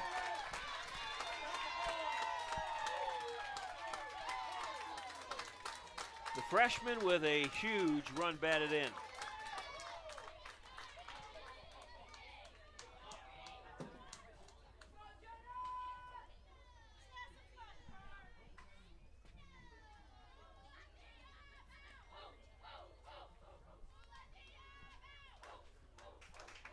And the day will be done for Lexi Miskey. And I'll say this, Lexi did a great job today. She'll leave the game with the bases loaded, down 4-0, but pitching for Case Western Reserve, number 15, she had a gutsy Jenna performance Yaklich. today. Actually, sorry, you and I have watched her pitch now for the third spring. And I think strength-wise, mentally today, Lexi was better than she's ever been. Nothing phased her, did not get moved by anything that wasn't going the way of her team, and she just locked in and pitched as hard as she could. Yeah, and I think she didn't stray from what has been working for her all season, and I think she just kept pounding it. And then sometimes, you know, she pitched an entire game yesterday, and you talked about it, Ron. At some point in this game, she was probably going to start wearing down, and that's just the nature of the sport. And, you know, especially if you're Coach Henry's team, you want to see Lexi good to go for the rest of the series, whether they're able to come back and play tomorrow or if she's playing in an elimination game later today. So Lexi Miskey, I expect to see more from her, and I agree, Ron. It was really a great performance despite what the scoreboard might show. So this is Jenna Yaklich now in the circle for the Spartans. And she'll face the number 3 hitter in the Calvin lineup, Carly Dole. With the bases loaded and 2 outs. Here comes the first pitch from Yaklich.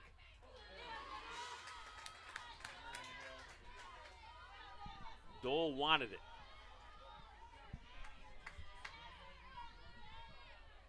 Carly went up with a plan. Swinging on the first pitch. Ground ball in the hole. Potts, great play. Safe at third base. Wow, that was a super play by Karen Potts.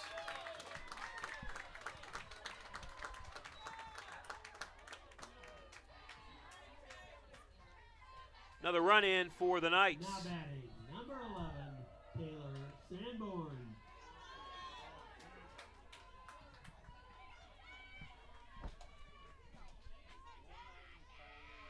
Taylor Sanborn now in the game. To bat, Sanborn on the day, 1 for 3. Base hit in her last at bat.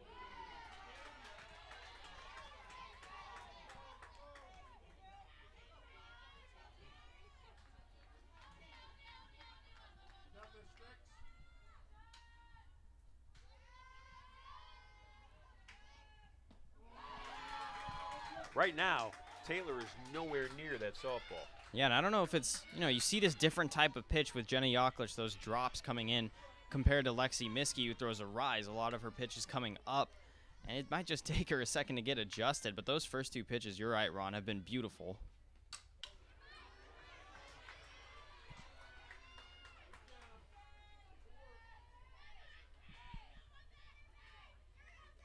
Yaklich stays up in the count. No balls, 2 strikes. For Jenna, this is her 19th appearance on the season. Hasn't been a part of many decisions. She's 0-1. That's a base hit. Throw in from Jakota will score 2 on the base hit from Sanborn.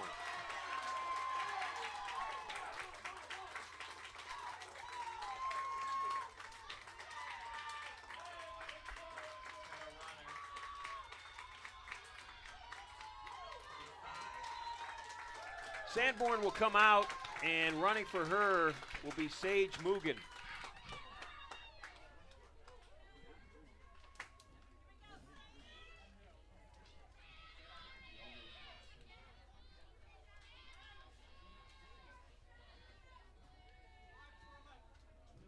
Ladies and gentlemen, your attention please. Now running at second base for Calvin, number 5, Sage Mogan. Emily Gist will come to the plate. Now batting, number 23, Emily Gist. Gist on the day, 1 for 2. Got hit by a pitch in her first at bat, hit a double, scored a run in the fourth, and then struck out swinging to end the fifth.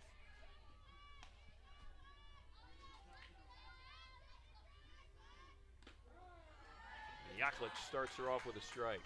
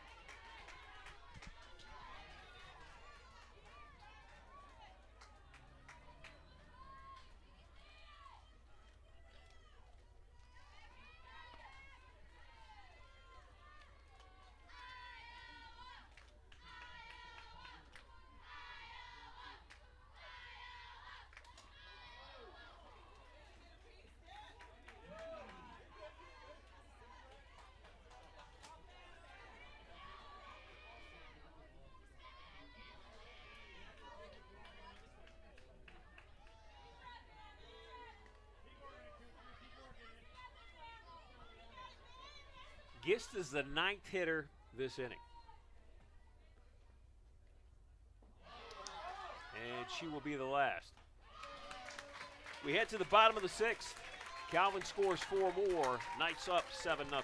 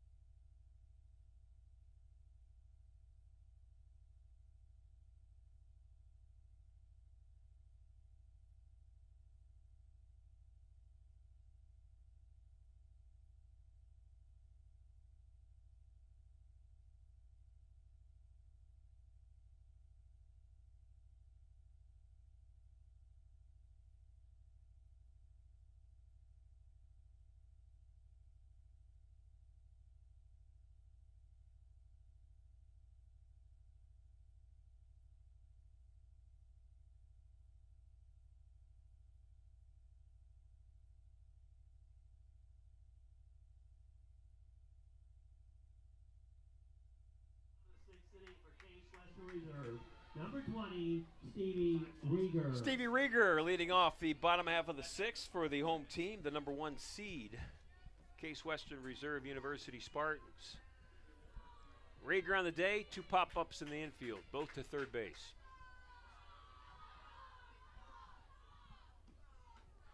Sar, earlier you had mentioned the 3 lead hitters for the Spartans, Potts, Rieger, and Gross. And if you look at what they've done today, they are combined. Let me see, 0 for 5, 0 for 6, 1 for 7. And again, that's coming off a day where the top 3, Potts, Rieger, and Gross, combined for 8 hits.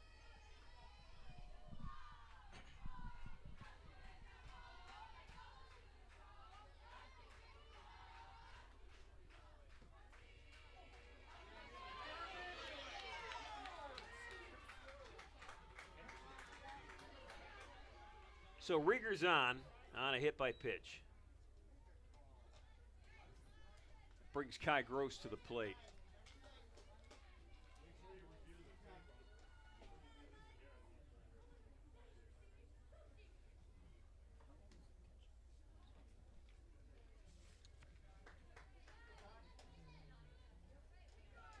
Now batting, number 17, Kylie Gross.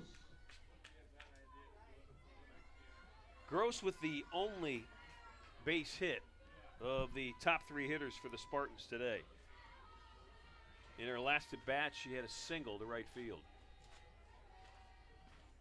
Kai got all the way around to third base, and that was in the bottom of the 4th after Calvin had that big bases loaded double that scored 3 runs.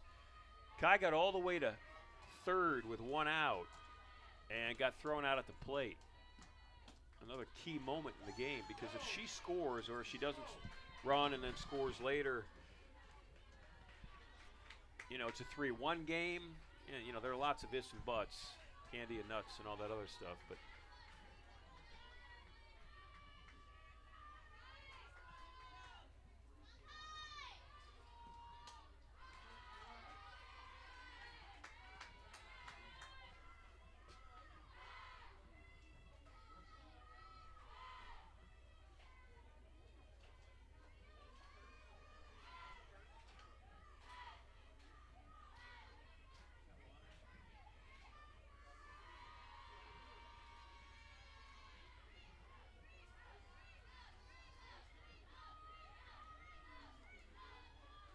Case Western with just 2 hits today.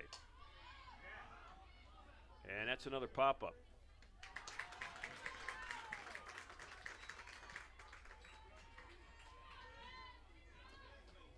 Biz Berry comes to the plate.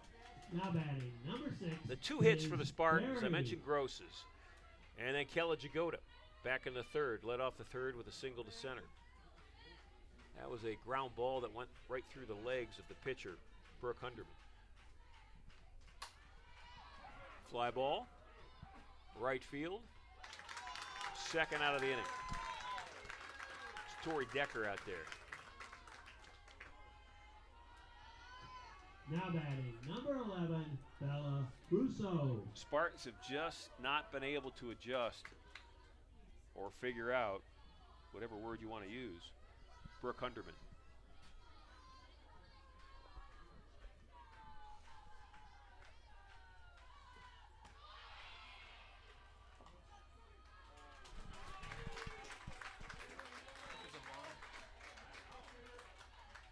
Stevie Rieger with her 24th stolen base of the year.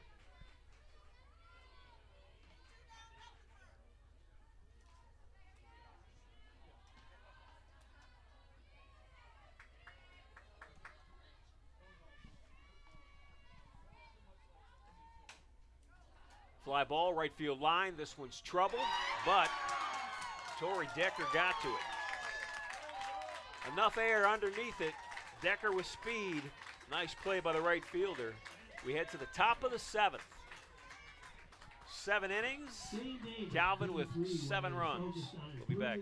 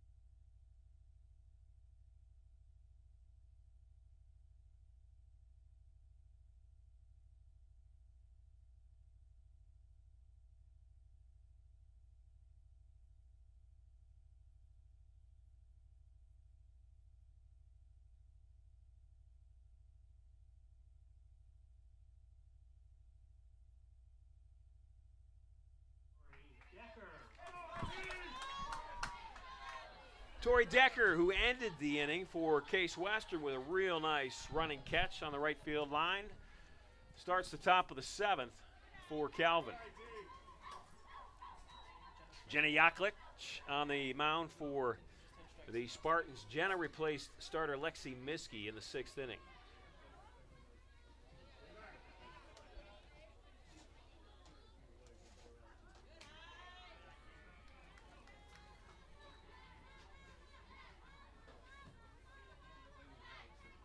Yaklich on the year, coming into this appearance, had thrown 28 in the 3rd innings. She's given up 14 earned runs, struck out 16 and walked 8.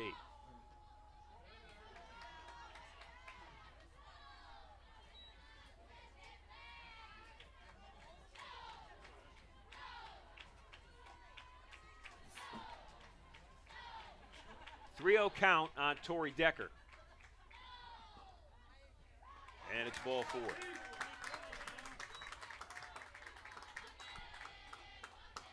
In the 4th, for Now batting, Calvin, number 34, Emma Walker. they sent 7 batters to the plate and scored 3 runs. The big blow on that Lily Gastra, 2 ball, 2 strike, 2 out, double that cleared the bases. And then in the 6th, they sent 9 batters to the plate and scored 4 runs. And those runs coming in just chipping away at things.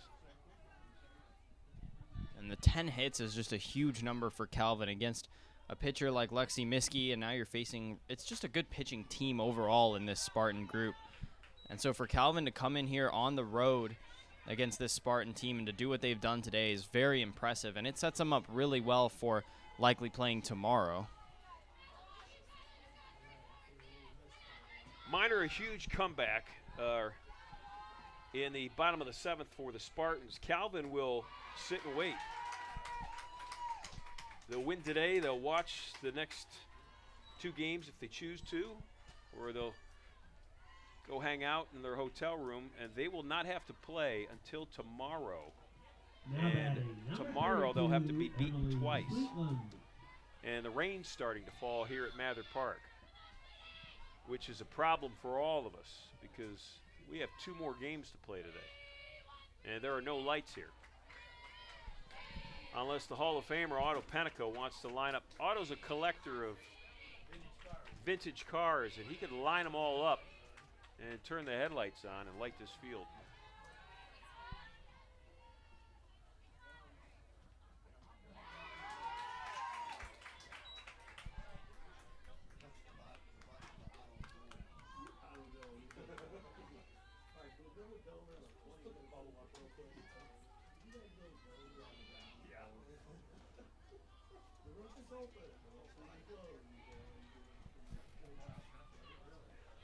The 0-2 pitch is a swing and a miss, and an out at second base on a stolen base attempt. And the tag was high, and down and hurt right now is Tori Decker. So it's a strikeout throw out. She got the first. Wait, she's not allowed to go to first. There was one out. Yeah, it was a double play. Exactly. Strikeout throw out.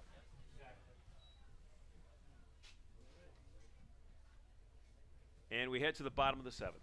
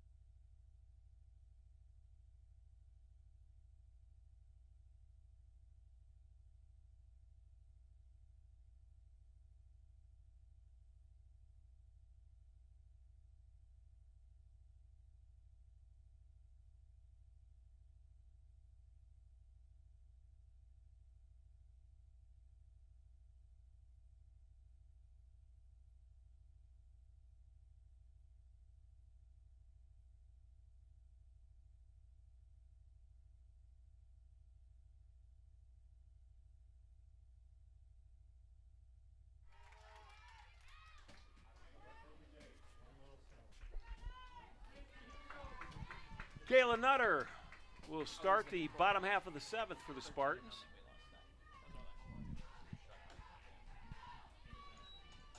Nutter on the day, she's been at bat twice, but has yet to record an official at bat. She's walked and been hit by a pitch. Umbrellas are up here at Mather Park.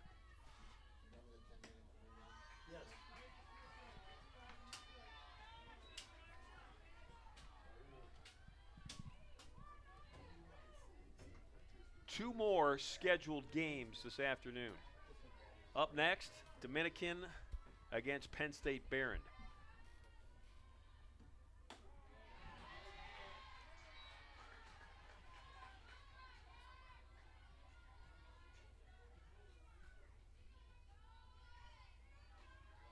Watching Brooke Hunderman this afternoon has been masterful if you've got no skin in the game. There's a base hit. Nutter turned on a high floater. If you're the Spartans, watching Hunderman pitch today has been painful. It's been rough. I mean, that's one of just 3 hits that she's given up all day.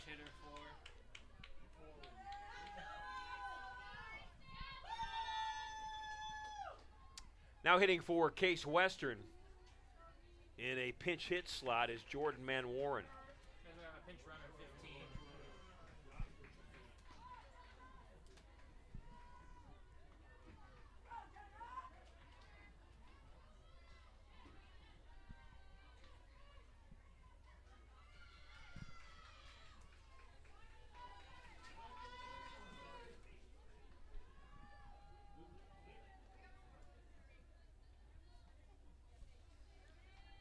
Jordan on the year. This will be her 38th official at bat. She's 11 for 37, hitting .297 with 3 doubles and 8 runs batted in. Ladies and gentlemen, your attention, please. Now batting for Case Western Reserve, number 4, Jordan Manwaran. Now running at first base for Case Western Reserve, number 15, Jenna Yaklich. Yaklich will run. She'll pinch run for Nutter. So it's Manwaran at the plate and Yaklich at first base. And Hunderman's pitch. That's a foul ball, left field line, and it will fall into the grass.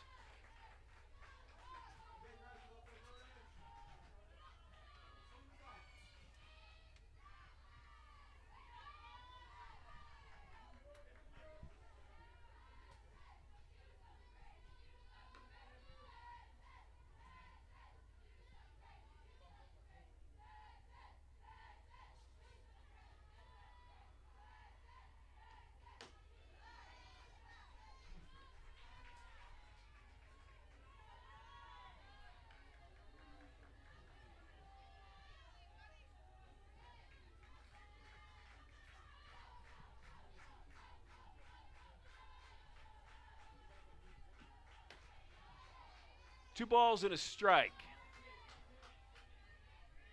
Knights 3 outs away from advancing to tomorrow's Cleveland Regional Championship game.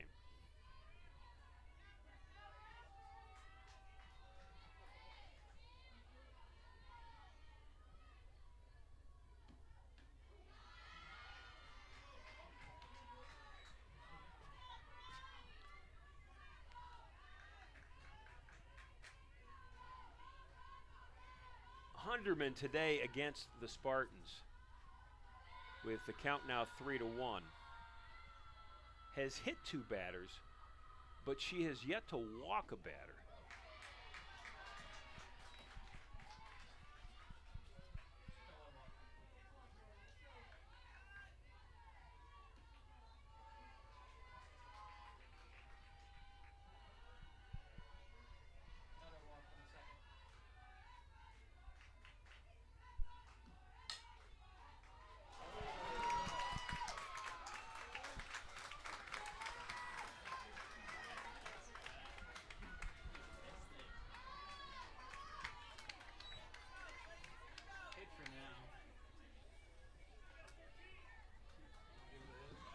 Now batting, number 13, Kella Jagoda.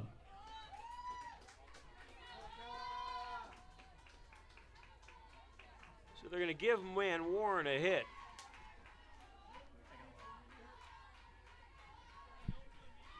So that'll put Spartans on first and second, and brings the center fielder to the plate.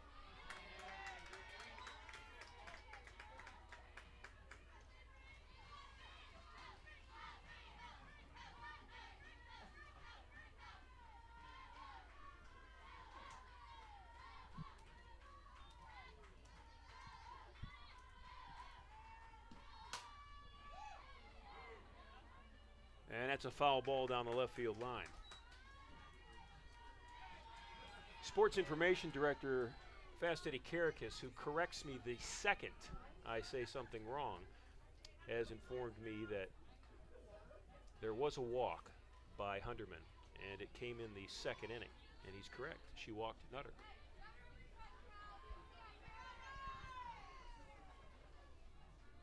No balls, 2 strikes on the hitter, Jagoda.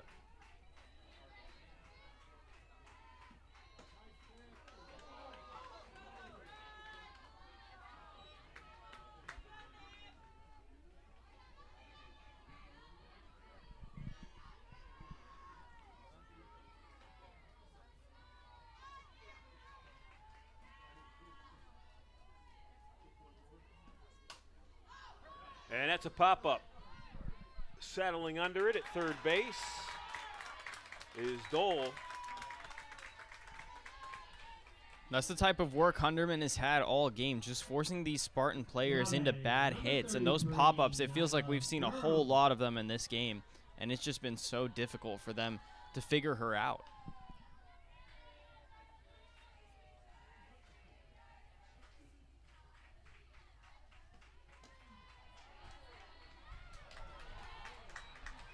Nyla Durham at the plate. Durham 0 for 1 today.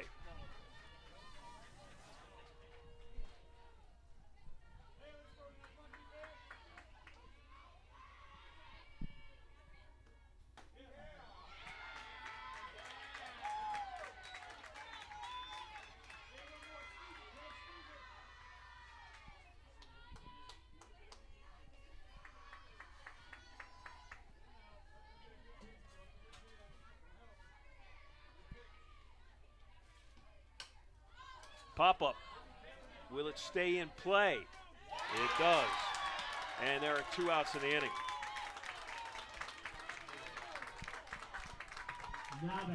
The Knights fans can feel the moment. They are ready to celebrate an upset victory over the #1 seed host school, Case Western Reserve.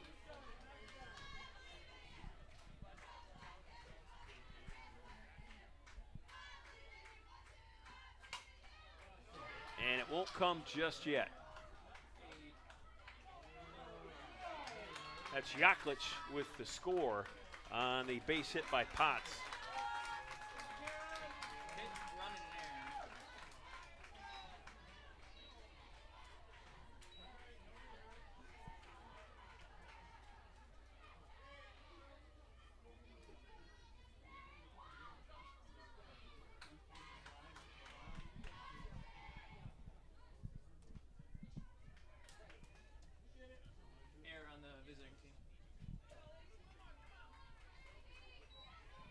Now batting, number 20, Stevie Rieger. Stevie Rieger's at the plate.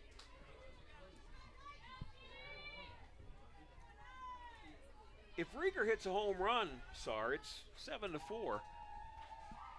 She's certainly capable.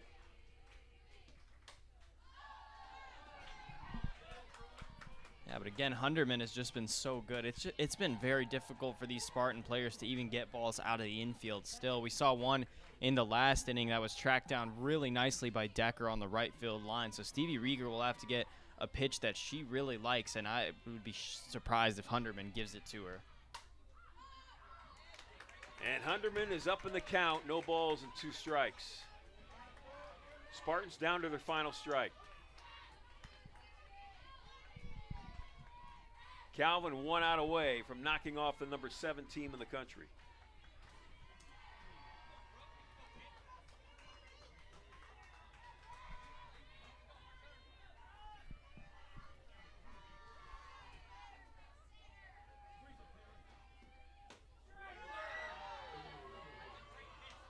The umpires in the stands called it strike 3. You could probably hear them. And you could see Sanborn trying to frame that inside too.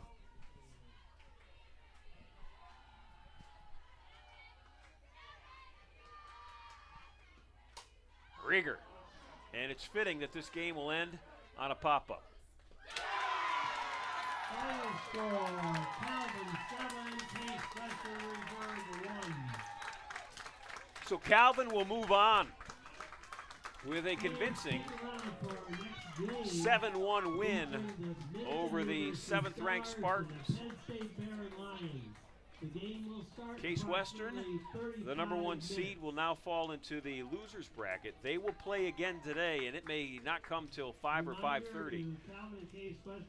They'll await the winner of the next game, Dominican against Penn State Barron. Calvin's got the rest of the day off and the night off. They will not play until tomorrow. And whoever makes it out of today will play Calvin, and they'll have to beat Calvin twice. So the Knights are in the driver's seat. 7-1 the final. Calvin the winner. We'll be back in about 45 minutes with the 35 minutes with the Dominican Penn State game.